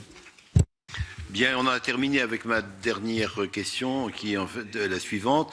Concernant Fessenheim, Monsieur le Président, l'autorité de sûreté nucléaire a accordé 10 ans supplémentaires, qui nous pousse à au-delà de 2020. Est-ce qu'il est cohérent aujourd'hui, de la part du gouvernement, de demander la fermeture de réacteurs qui ont justement fait l'objet d'une validation par l'autorité de sûreté nucléaire? Quel serait l'impact financier? Il y a un rapport parlementaire de l'Assemblée nationale, un rapport bipartisan qui chiffre à 4 milliards d'euros le montant de ce qui devrait être versé EDF. Est-ce que vous pouvez confirmer ce chiffre? Enfin, en ce qui concerne la réduction de la part du nucléaire, le gouvernement semble vouloir diminuer dans les années qui viennent le nombre de réacteurs en service. Alors, je ne vous demande pas de me donner la liste des réacteurs qui seraient désignés, mais quels sont, selon vous, les critères qui pourraient être pris en compte? Est-ce que notamment celui de l'âge du réacteur? Enfin, si vous autorisez, concernant RTE, j'aimerais que vous soyez plus précis. La loi est très claire. Elle dit que RTE doit être à 100% public. Alors, est-ce que, par rapport à cette obligation, vous avez des informations qui laissent à penser qu'on sortirait de la sphère publique? Si on ne sort pas, bon, est-ce que passer d'une poche à l'autre sur le même costume change beaucoup l'équilibre financier de l'opération? Voilà. Monsieur le Président, vous avez eu beaucoup de questions. Je vous félicite les uns et les autres, y compris mon intervention qui s'est tenue dans le cadre que j'ai fixé. 33 minutes et il y a eu 22 interventions. Bien. 22 interventions auxquelles je vais essayer de répondre. D'abord en vous remerciant de vos questions. Je suis un peu confus parce qu'elles sont très diverses. Et alors les rassembler elles sont diverses, oui. Les rassembler et essayer de donner une réponse un peu construite ne va pas être facile. Donc je vous prie à l'avance de m'excuser si je n'arrive pas à donner une réponse complètement structurée. En tout cas, peut-être je vais commencer par les sujets. Le président Lenoir avait commencé par cela autour d'Hinkley Point. Le président Lenoir et un autre des sénateurs ici présents a en effet posé la question d'abord de la garantie de volume d'Hinkley Point. Alors, je voudrais dire que nous sommes doublement garantis. Nous sommes garantis sur le prix, mais nous sommes doublement garantis sur le volume. Nous avons une première garantie qui est dans le marché, dans le mode de fonctionnement du marché britannique. Donc c'est une garantie générique sur la priorité donnée aux installations de base, puisque le nucléaire, bien évidemment, fonctionne en base. Et puis nous avons une deuxième garantie sur nos volumes, qui est dans le contrat pour différence que nous avons, de cette fois-ci, de façon spécifique au projet Hinkley Point, négocié avec le gouvernement britannique et qui est à l'intérieur donc de ce contrat pour différence. Donc nous n'avons pas de souci que nous arriverons non seulement à produire, à vendre au prix qui a été convenu, contractualisé, enfin qu'il est, dans le projet et que le contrat soit signé bientôt, mais aussi à écouler sur le marché nos volumes, parce que c'est un souci tout à fait naturel. La question que vous vous posez, nous l'étions posée, nous avons donc une réponse. En ce qui concerne les autres sujets sur Hinkley Point, le partage des risques, oui, nous avons deux actionnaires à part égale, enfin avec un niveau de risque à peu près équivalent, qui sont EDF pour les 2 tiers et les Chinois pour 1 tiers. Et d'ailleurs, je répondrai sur les chiffres du sénateur Poniatowski. Hinkley Point est au total un chantier qui va coûter environ, allez, ça dépend un petit peu du taux livre-euro, mais mettons qu'il coûte environ 24 milliards d'euros. Les Chinois, nos partenaires de CGN, vont en apporter le tiers, 8 milliards, et nous allons mettre en effet 16 milliards d'euros. Mais ce projet a déjà commencé depuis plusieurs années, donc nous n'avons pas devant nous la totalité des 24 milliards d'euros à dépenser, mais peut-être avons-nous dépensé déjà 10 ou 15% de cette somme. Alors nous avons en effet prévu un partage des risques, mais dans la mesure où EDF est le maître d'ouvrage, puisque nous sommes à la fois celui qui va fournir le réacteur et celui qui va l'exploiter à travers cette filiale, nous avons mis en place des systèmes incitatifs pour que le EDF soit un petit peu récompensé du travail qu'il a déjà fait et EDF soit un peu pénalisé s'il est en retard. Mais ces montants sont tout à fait minimes, ils n'ont rien à voir avec le montant qu'il s'agit d'investir. Donc si les choses se passent bien, nous pourrions investir 1 ou 2% de moins par rapport aux Chinois. Si les choses se passent mal, 1 ou 2% de plus. C'est juste un mécanisme incitatif, mais il est de faible ampleur. Donc je réponds aussi ainsi à la question sur le partage de risques, sur la durée de réalisation.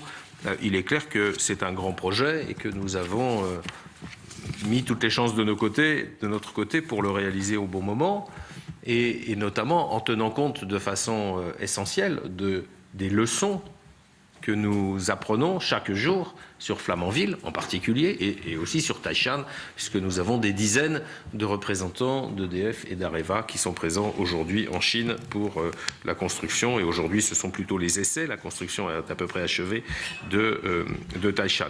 Donc nous mettons toutes les chances de notre côté. Je voudrais souligner, puisque j'avais des questions là-dessus, que les délais sont un sujet tout à fait essentiel. Notamment, Monsieur Philippe Leroy, vous disiez il faudrait attendre Flamanville. Mais c'est ce que nous avons fait. Puisque le chantier d'Hinkley Point va commencer en 2019. La phase que nous lançons aujourd'hui est une phase dans laquelle nous lançons les constructions des différents équipements, qui sont les mêmes qu'à Flamanville, sauf pour la cuve. Et puis ce sont surtout des phases d'études et des phases propres au site d'Hinkley Point. Parce que par exemple, pour vous donner un exemple, le canal de Bristol, dans lequel nous allons aller chercher l'eau, il a des caractéristiques, notamment l'eau est assez boueuse, qui nous obligent à faire des travaux spécifiques sur Hinkley Point et que nous n'avons pas à faire sur Flamanville où, dans le Cotentin, l'eau est beaucoup plus pure. Voilà. Et donc, les travaux que nous avons à faire sont essentiellement des études, des travaux de terrassement, des travaux de préparation de chantier. Et l'agencement des choses fait qu'en décidant Hinkley Point maintenant, le chantier de construction du bâtiment nucléaire d'Hinkley Point démarrera quand nous aurons terminé les essais de celui de Flamanville, c'est-à-dire en 2019. Et donc nous avons aujourd'hui une très bonne continuité dans la gestion de nos compétences. Si nous retardons, comme certains le demandent, le chantier de Flamanville, l'un des inconvénients, c'est que nous allons à nouveau avoir une rupture dans les chantiers, puisque le chantier de construction d'Hinkley Point, le premier béton de sûreté, donc la partie la plus difficile, hein, l'enceinte de bâtiments nucléaires et toutes ces constructions à l'intérieur du bâtiment nucléaire, seront retardés, alors de 2 ans, de 3 ans, je ne sais pas, peut-être jamais non plus, hein, mais seront retardés par rapport à la fin de Flamanville. Donc il faut voir que la décision que nous voulons prendre aujourd'hui sur Hinkley Point se cale au niveau du calendrier du mieux possible par rapport à l'achèvement de Flamanville. Et bien sûr, les équipes participent en permanence, les équipes d'Hinkley Point et les équipes de Flamanville participent en permanence les unes avec les autres à ce qu'on appelle le retour d'expérience.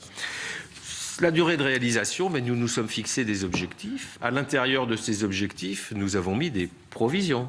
Nous avons prévu des aléas. Un chantier comme celui-là, on ne se contente pas de dire on devrait faire tel jour ou telle semaine, telle tâche, on fait l'addition et puis voilà le planning. Non, par définition, en tant que responsable industriel, on met des aléas. Est-ce que ces aléas sont trop importants? Est-ce qu'ils sont justes? Est-ce qu'ils sont insuffisants? Eh bien, l'avenir le dira, mais nous avons mis des provisions financières et des provisions de délai en matière d'aléas qui nous semblent respecter une meilleure appréciation que l'on peut faire des risques de dérapage. Et puis nous avons aussi, et nous l'avons fait dans le cadre du conseil d'administration, communiqué les éléments financiers qui conduisent à mesurer s'il y a encore des aléas supplémentaires au-delà des aléas qui sont déjà prévus. Et nous avons démontré que la rentabilité du projet, en fait, elle est à peine écornée par des délais supplémentaires. Pourquoi? Parce que la rentabilité du projet se fait par les 35 ans de prix garanti. Et qu'un décalage de prix de construction, c'est désagréable. Mais ça ne bouleverse pas. Cela ne modifie que légèrement l'équilibre financier du projet. Ce qui fait l'équilibre financier du projet, c'est les 35 ans de prix garanti. Et c'est un point qui est donc tout à fait essentiel. Je voudrais peut-être parler maintenant des sujets sur la programmation des centrales nucléaires. Vous avez été nombreux à m'en parler, Monsieur Dubois, le président Lenoir, Monsieur Vaugrenard aussi un petit peu à travers les conséquences sur Flamanville. Je dirais que M. Courteau avait aussi un petit peu évoqué ce sujet en parlant aussi de Flamanville. Je voudrais vous dire que les choses vues d'EDF sont extrêmement claires. La représentation nationale a voté une loi. Le gouvernement met en place les textes d'application et EDF, entreprise implantée en France, applique les lois de la République. La loi prévoit la fermeture de Fessenheim lorsque Flamanville est mise en service. Nous aurons donc à fermer Fessenheim lorsque Flamanville sera mise en service et le gouvernement a souhaité que le dispositif qui conduira à cette fermeture, qui est donc à l'horizon de la fin 2018, la mise en service de Flamanville 3, fin 2018, que ce dispositif soit préparé et bouclé, si vous me permettez l'expression, dès cette année 2016. Le gouvernement a demandé de préparer les différentes étapes dès cette année 2016.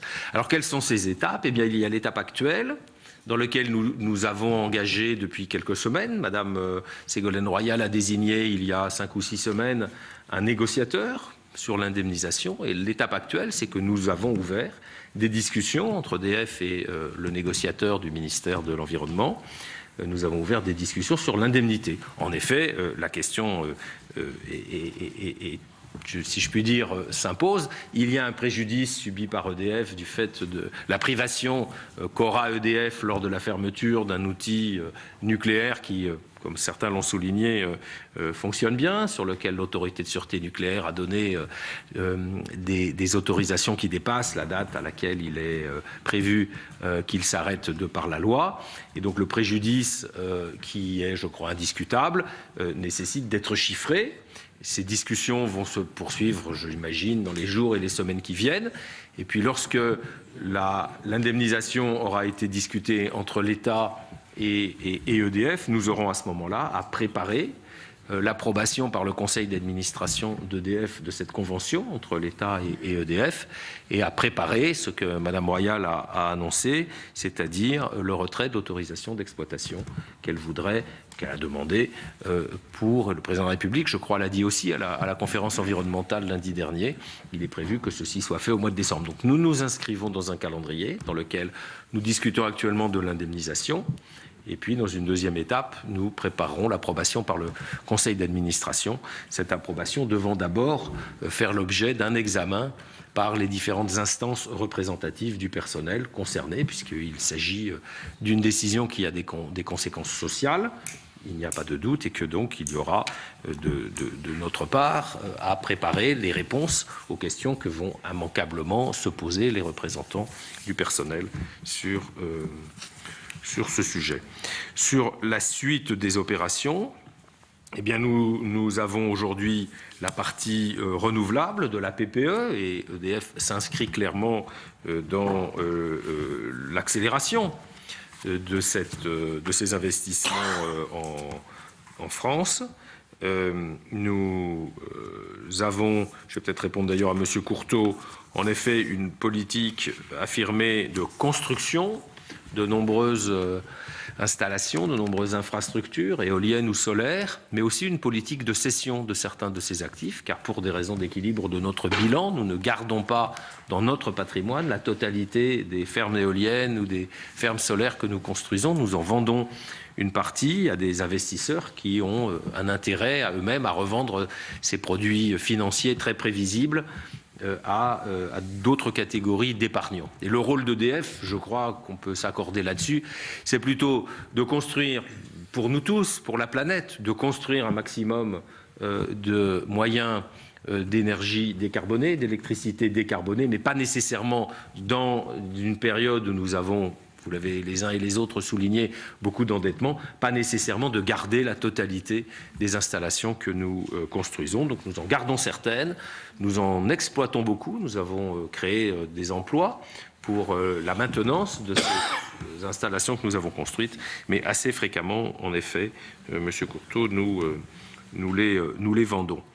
Alors ça, c'est sur la partie renouvelable de la PPE, programmation pluriannuelle de l'énergie. Sur la partie nucléaire de la programmation pluriannuelle de l'énergie, nous avons compris, moi j'ai compris des dernières déclarations qui ont été faites par le gouvernement, que d'ici au 1er juillet, une programmation de la partie nucléaire et peut-être d'ailleurs des autres actifs sera présentée par le gouvernement en consultation, notamment au Conseil supérieur de l'énergie.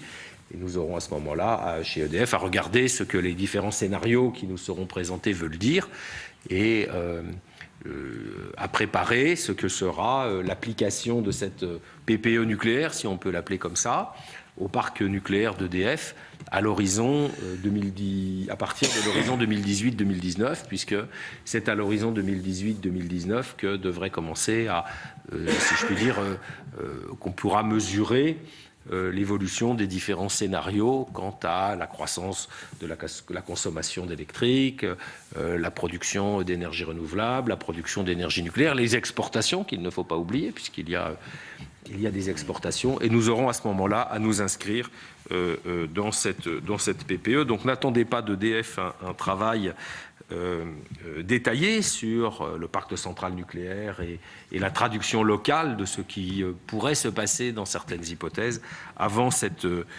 échéance. Et je rappellerai, comme d'ailleurs l'a tout à fait souligné Madame Royal récemment, je rappellerai que tout ceci dépend de l'avis que l'autorité de sûreté nucléaire aura à donner tranche par tranche sur chacun des sites quant à la possibilité sur chacun de ces sites de poursuivre l'exploitation pendant 10 ans de plus, voire 20 ans de plus, voire davantage, puisque j'ai plaisir à vous dire qu'aux États-Unis notamment, des installations nucléaires de la même génération technologique sont en train de dépasser les 60 ans et pour certaines vont obtenir probablement des autorisations d'exploitation jusqu'à 80 ans. Donc c'est quelque chose qu'il ne faut pas non plus exclure sur le territoire français et sur le parc français, dont je pense notamment par rapport aux questions que posait monsieur du bois que je vous ai apporté les réponses que je suis en mesure de vous apporter aujourd'hui.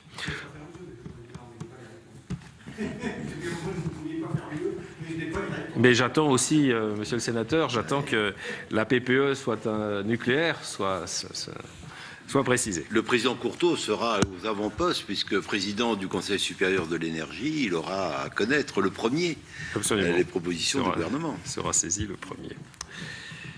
Et voilà, je voudrais parler aussi du travail que nous faisons dans la structure industrielle qui nous accompagne. Il y avait plusieurs questions, des questions de Madame Estrosi. Oui, Madame, nous avons des difficultés dans certains métiers et je dois vous dire que quand je visite certains chantiers, que je regarde et j'essaye de parler avec certains des opérateurs et que j'ai du mal à communiquer dans ma langue avec eux, c'est quelque chose que je regrette. J'aimerais bien pouvoir communiquer dans ma propre langue avec les opérateurs qui soudent, par exemple, sur nos chantiers. Et nous avons, il faut le reconnaître, un déficit aujourd'hui dans la capacité qu'a notre système éducatif, notamment dans l'enseignement professionnel, à répondre dans certains métiers du nucléaire. Je ne suis pas sûr que ce soit le cas des cadres et des ingénieurs. Je pense qu'il s'agit plutôt des soudeurs, des tuyaux hauteurs, des robinettiers, des monteurs électriques. Enfin, dans ces métiers-là, nous avons des difficultés. Donc nous y travaillons étroitement. Nous y travaillons notamment parce que nous préparons le grand carénage avec toutes les ETI et toutes les PME qui nous accompagnent. Et nous essayons de le faire dans les bassins d'emploi. Dans certains bassins d'emploi où je me suis rendu, il y a des choses très, très fortes qui se font. Mais c'est un souci, en effet, qu'aujourd'hui, il n'y a pas adéquation entre la demande, dont nous sommes les porteurs, et l'offre de compétences dans certains de nos métiers. Et je crois que des évolutions sont nécessaires dans la manière dont sont orientés nos jeunes concitoyens vers ces métiers où il y a des besoins. Des évolutions sont nécessaires pour que davantage on puisse parler le français sur nos chantiers. Je voudrais également sur la stratégie industrielle dire que nous travaillons très étroitement avec les ETI et les PME. Monsieur Leroy, vous en aviez parlé, et également Monsieur Bozino qui s'inquiétait de notre stratégie industrielle. Nous avons des concertations à la fois nationales et locales avec les entreprises qui nous accompagnent. On peut toujours faire mieux, mais je crois quand même que nous avons mis en place tous les process, toutes les méthodes qui nous permettent de préparer nos partenaires. C'est notre intérêt comme c'est le leur, aux différents chantiers, aux différents travaux qu'ils vont devoir faire pour nous. Voilà. Et enfin, sur le nucléaire, je voudrais dire un mot de démantèlement, parce que Madame Bataille m'a posé des questions sur Cigéo, et Monsieur Labbé également. Alors, d'abord, soyons très très clairs. Moi, je signe les comptes d'EDF. Et dans les comptes d'EDF, il y a des provisions pour la gestion des déchets en fin de vie et pour le démantèlement des installations. Et si je signe les comptes avec sérénité, comme soulignait quelqu'un tout à l'heure, c'est parce que je me suis assuré que ces comptes sont sincères, parce que sinon je suis en faute. Et je me suis assuré notamment, par exemple, s'agissant de Cigéo, s'agissant du démantèlement, que nous avons mesuré à leur juste valeur les dépenses qui vont devoir être faites. Et nous le faisons en fonction de notre expérience, puisque nous sommes déjà aujourd'hui en train de démanteler certaines centrales au graphite, à Chinon, à Bugey, etc., de la génération précédente, et que nous avons par nous-mêmes établi des devis, et que ces devis ont été vérifiés par nos commissaires aux comptes, mais que régulièrement la Cour des comptes se penche sur ces provisions, et que, encore tout récemment, le ministère de l'Environnement, de l'Énergie et de la Mer a fait procéder à un troisième audit indépendant par des experts, et que j'ai sur mon bureau le rapport des experts commandé par le ministère, le rapport de la Cour des comptes et le rapport de mes commissaires aux comptes qui me disent « Oui, Monsieur le Président, vous pouvez signer ces comptes parce qu'ils reflètent sincèrement les dépenses qu'il va falloir faire pour démanteler le parc. » Et je voudrais aussi souligner que ces activités sont pour nous un projet industriel important, que j'ai d'ailleurs réorganisé à mon arrivée en confiant à une personne unique le soin d'assurer la gestion globale de nos compétences, de nos projets, d'optimiser nos dépenses, et que nous sommes nous-mêmes un opérateur sur certains domaines, et nous avons une filiale qui s'appelle Socodei, qui est principalement basée sur la région Rhône-Alpes, et qui elle-même traite un certain nombre de ces matériaux qu'il faut démanteler et gérer dans la durée.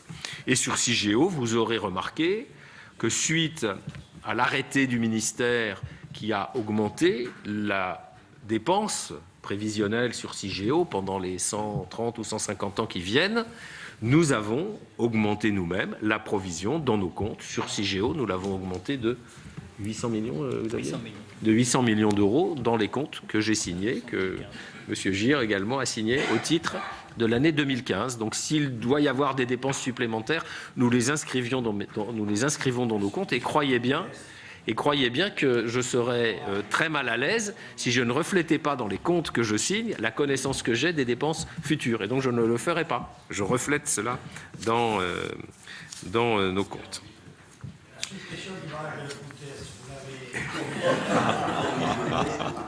Et après, chez les saumons, de monter sur la plus belle il n'est pas supprimé, il est baissé de niveau. C'est la blague qui finance. Ridicule et qui nous prive de millions d'euros. Allez,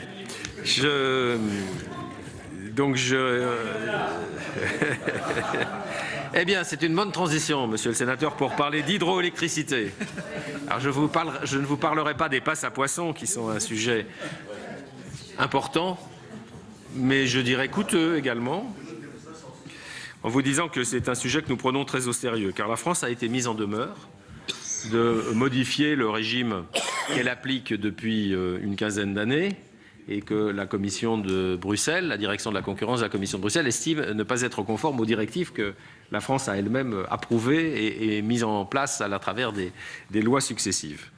Et donc nous avons en effet un souci, c'est celui d'assurer la continuité de la production hydraulique, et à travers la production hydraulique, la continuité de ce que nous faisons dans les territoires, dans les vallées, parce que la ressource hydraulique, bien sûr, a des effets bénéfiques sur l'irrigation et l'agriculture, sur la biodiversité, sur le tourisme et bien sûr aussi sur les ressources propres que nous payons. Et je voudrais d'ailleurs rappeler que, Madame Lamure, que nous payons les redevances hydrauliques telles qu'elles sont prévues dans les textes. Là, de la même façon, j'aurais du mal à ne pas payer ce qui est prévu. Alors la Commission nous a fait savoir il y a quelque temps qu'elle souhaitait discuter avec l'État français et accessoirement avec EDF de la manière dont cette mise en demeure va être de la réponse, je dirais, concrète, et pas simplement de la réponse juridique. Il y a une réponse juridique qui a été formulée par l'État, et EDF a également apporté sa propre contribution à cette réponse juridique, mais je crois que ce qui est important, c'est de voir comment on sort de tout cela. Et donc il est un peu tôt pour en parler, puisque le message que nous avons de la Commission est récent, mais ce message, c'est un message, bien, asseyons-nous autour d'une table et discutons de la manière dont les choses vont évoluer. Des appels d'offres seront sûrement lancés à un certain moment. Bien évidemment, EDF y répondra, c'est une évidence. Nous souhaitons conserver notre patrimoine. Je crois que nous faisons un bon travail en matière d'exploitation du système hydraulique français. Et nous avons d'ailleurs en tête que le potentiel hydraulique français pourrait être, dans certaines conditions, encore amélioré avec certaines infrastructures qui n'ont pas été construites ces dernières années et qui pourraient l'être si les conditions étaient réunies. Voilà, je pense avoir à peu près répondu sur l'hydraulique. Je voudrais dire un mot de RTE, notamment Madame Bataille a parlé de RTE. Monsieur Grémillet aussi, comment voyons-nous RTE?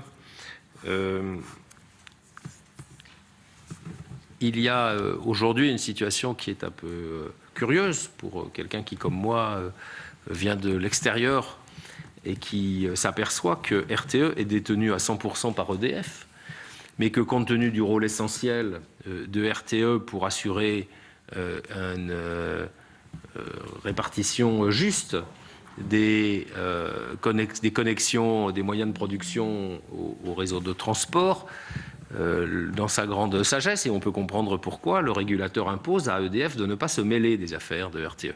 D'ailleurs, je répondrai, c'était l'une des dernières questions, à M. Calvet, que je ne suis pas capable de vous parler du fonctionnement de la ligne avec l'Espagne, car c'est RTE qui s'en occupe et que je n'ai même pas le droit de poser la question, en pratique.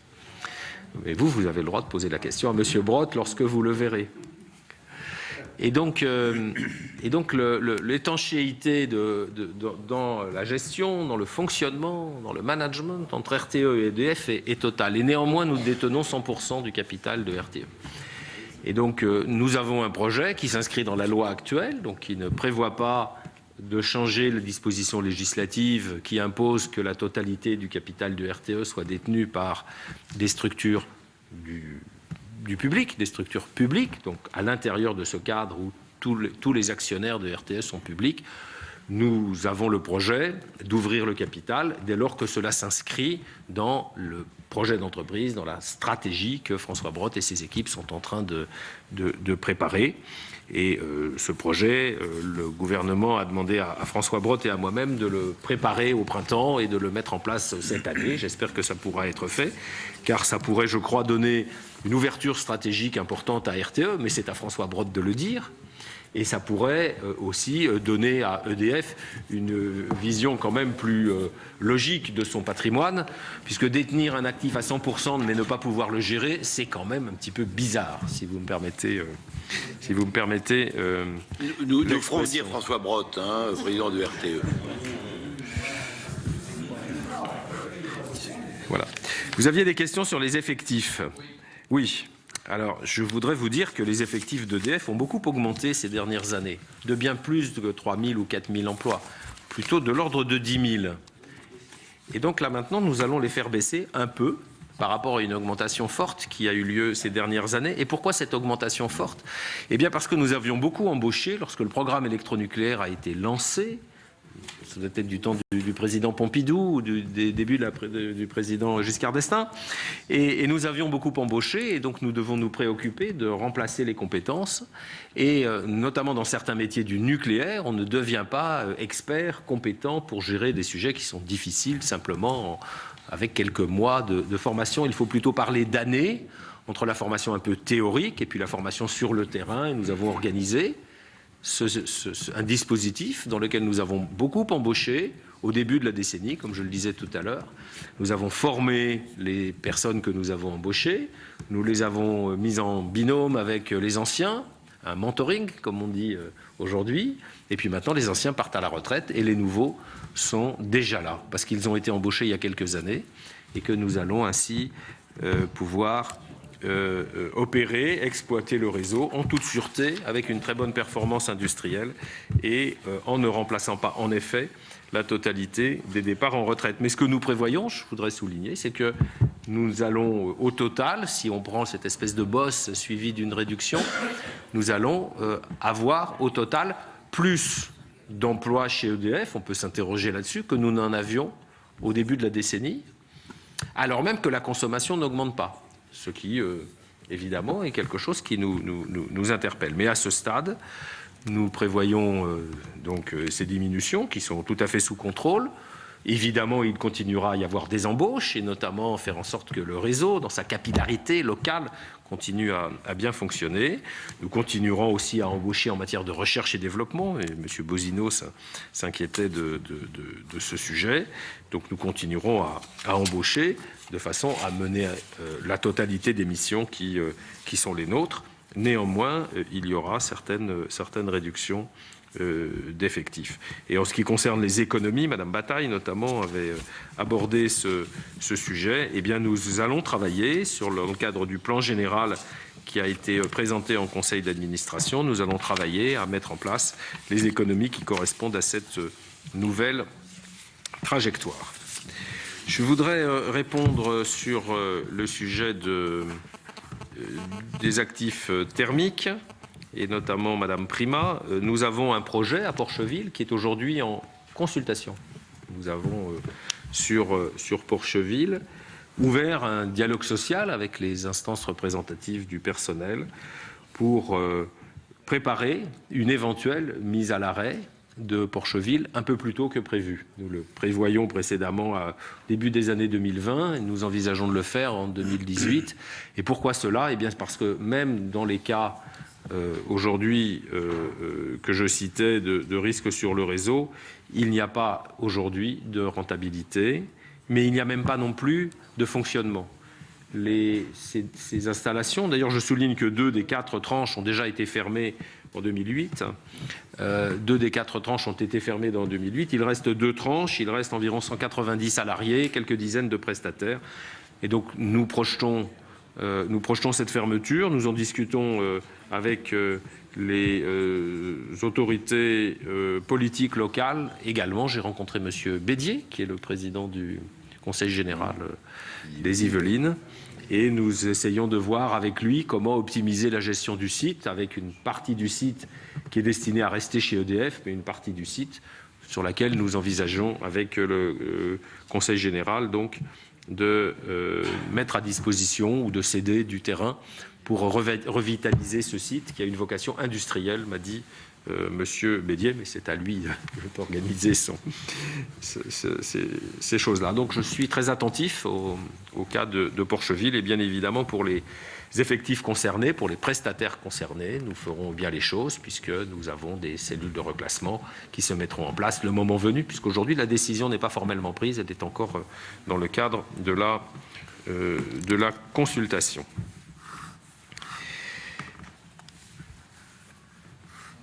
Je voudrais parler un petit peu de recherche et développement pour vous dire que nous essayons, avec les moyens qui sont les nôtres, et vous aviez des questions, vous étiez assez nombreux à avoir des questions là-dessus, M. Bourquin notamment, l'hydrogène, voilà, M. Rome d'une certaine façon, à travers les objets connectés. Nous essayons de répartir nos dépenses de recherche et développement. Je rappelle qu'elles sont de 600 millions d'euros par an. Nous essayons de les répartir en fonction de nos différents objectifs stratégiques, faire que dans une entreprise, la recherche et développement soit cohérente avec la stratégie CAP 2030 dont je parlais. Donc nous avons bien évidemment une partie importante de notre recherche et développement dans le domaine de la production classique, si je puis dire, le nucléaire, la production d'énergie renouvelable, l'hydraulique, sur lequel nous travaillons aussi pour certaines optimisations, notamment sur le centre de Chatou.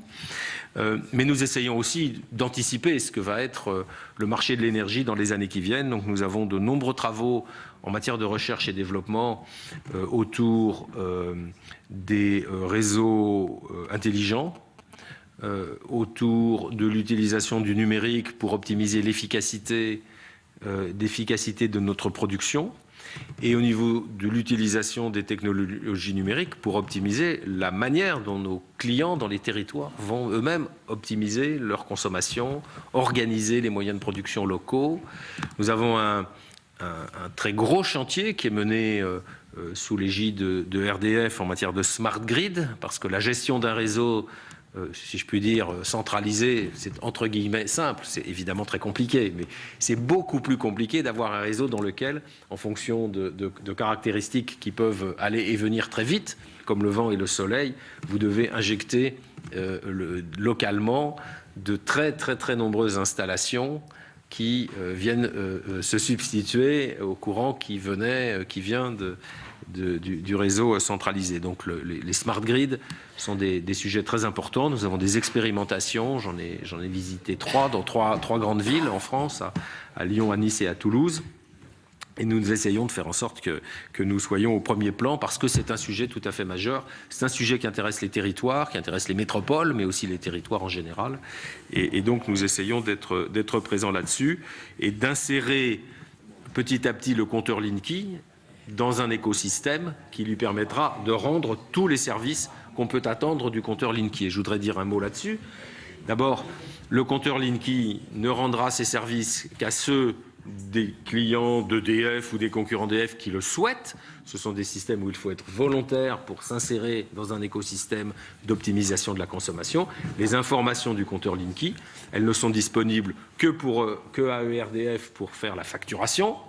Et ce ne sont que les Français qui décideront qu'ils veulent participer à un système d'optimisation de leur consommation d'électricité, qui pourront donner le droit à leurs prestataires d'accéder à des informations de Linky.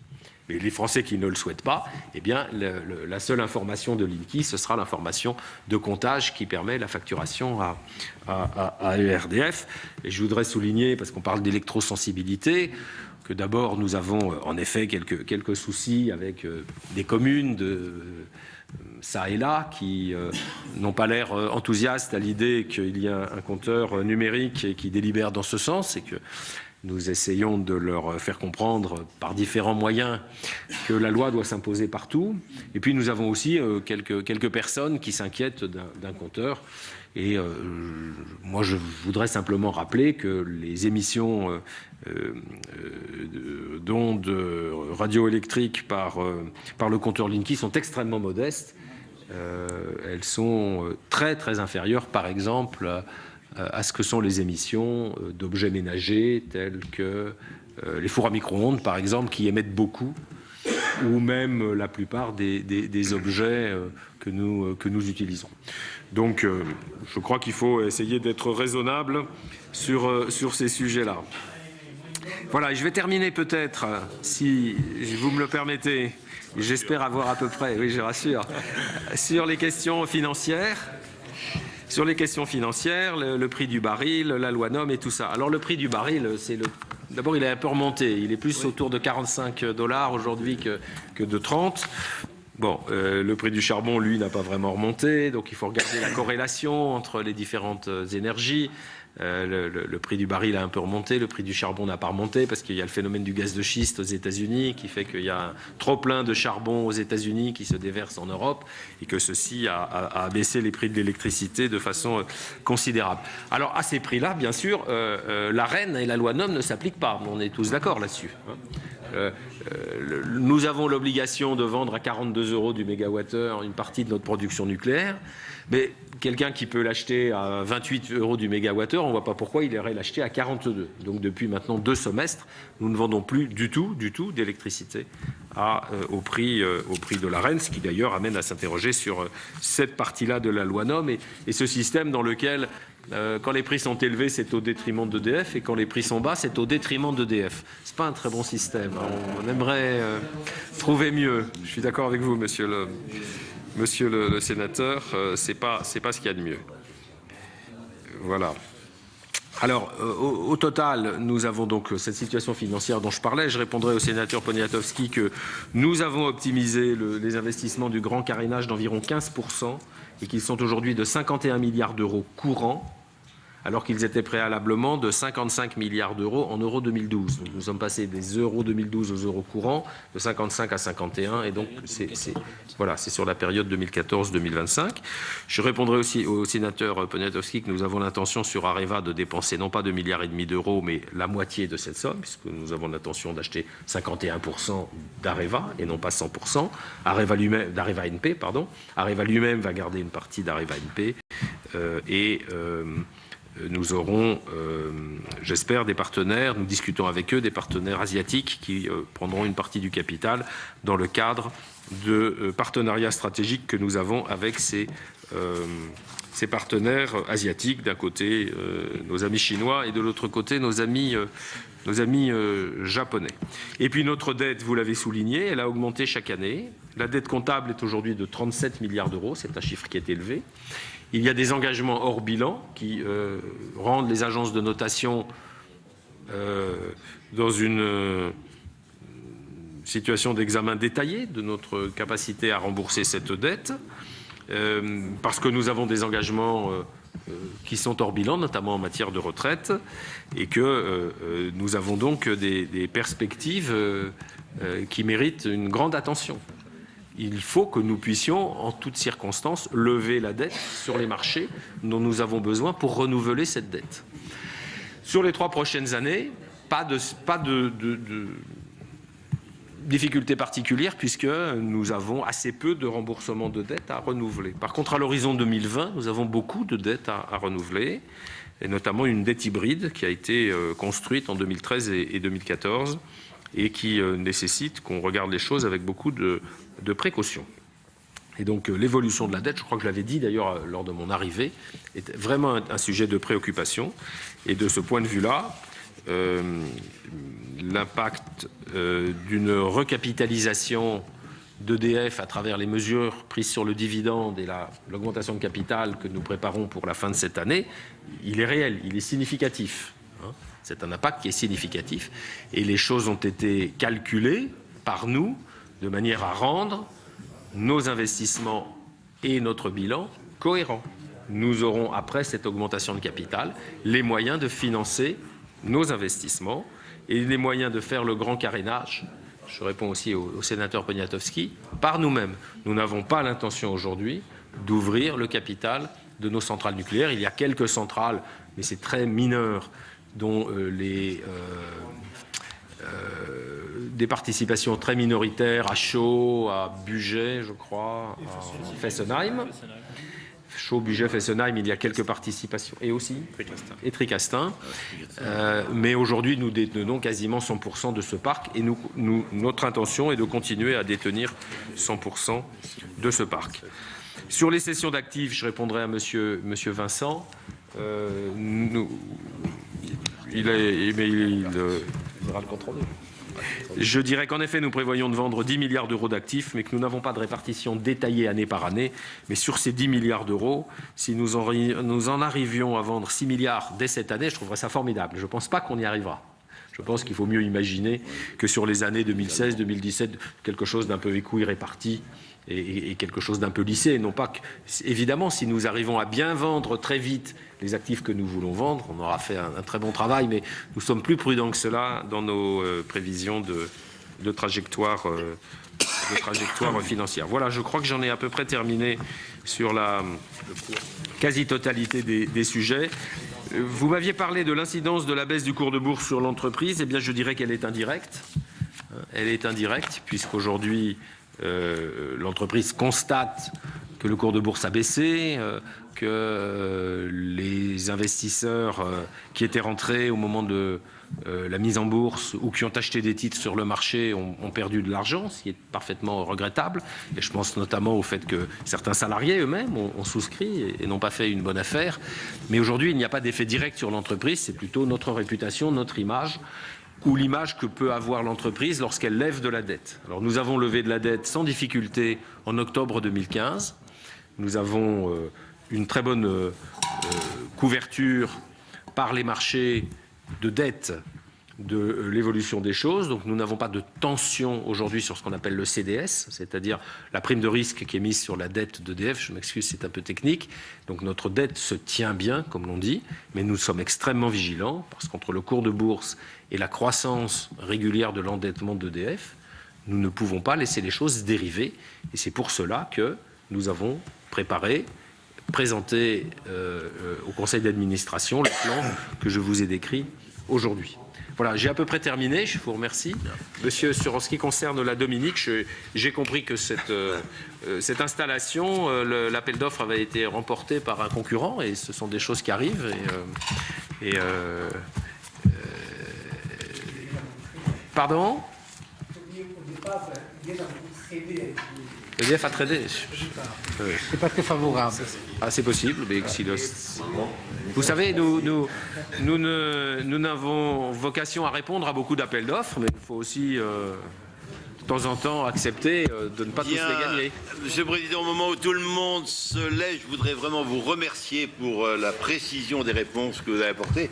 Il y a eu beaucoup de questions, vous l'avez vu. Tout le monde a été extrêmement respectueux du temps de parole. Vous-même, en un temps finalement relativement court, avez apporté, je crois, beaucoup de réponses. Écoutez, merci encore d'être venu ici. Et nous poursuivrons nos échanges avec, en effet, François Brottes, qui sera invité à venir devant nous. La séance est levée. Merci. Voilà pour l'audition de Jean-Bernard Lévy, le PDG d'EDF, qui s'est exprimé la semaine dernière pendant près de 2 heures devant les sénateurs de la Commission des affaires économiques. Jean-Bernard Lévy, pour qui le projet d'Hinkley Point en Grande-Bretagne reste un projet stratégique et qu'il faut mettre en place dès que possible. Jean-Bernard Lévy qui a également confirmé la fermeture prochaine de la centrale de Fessenheim. Vous pouvez toujours voir et revoir toutes les auditions sur notre site publicsénat.fr. Très bonne journée sur les chaînes parlementaires.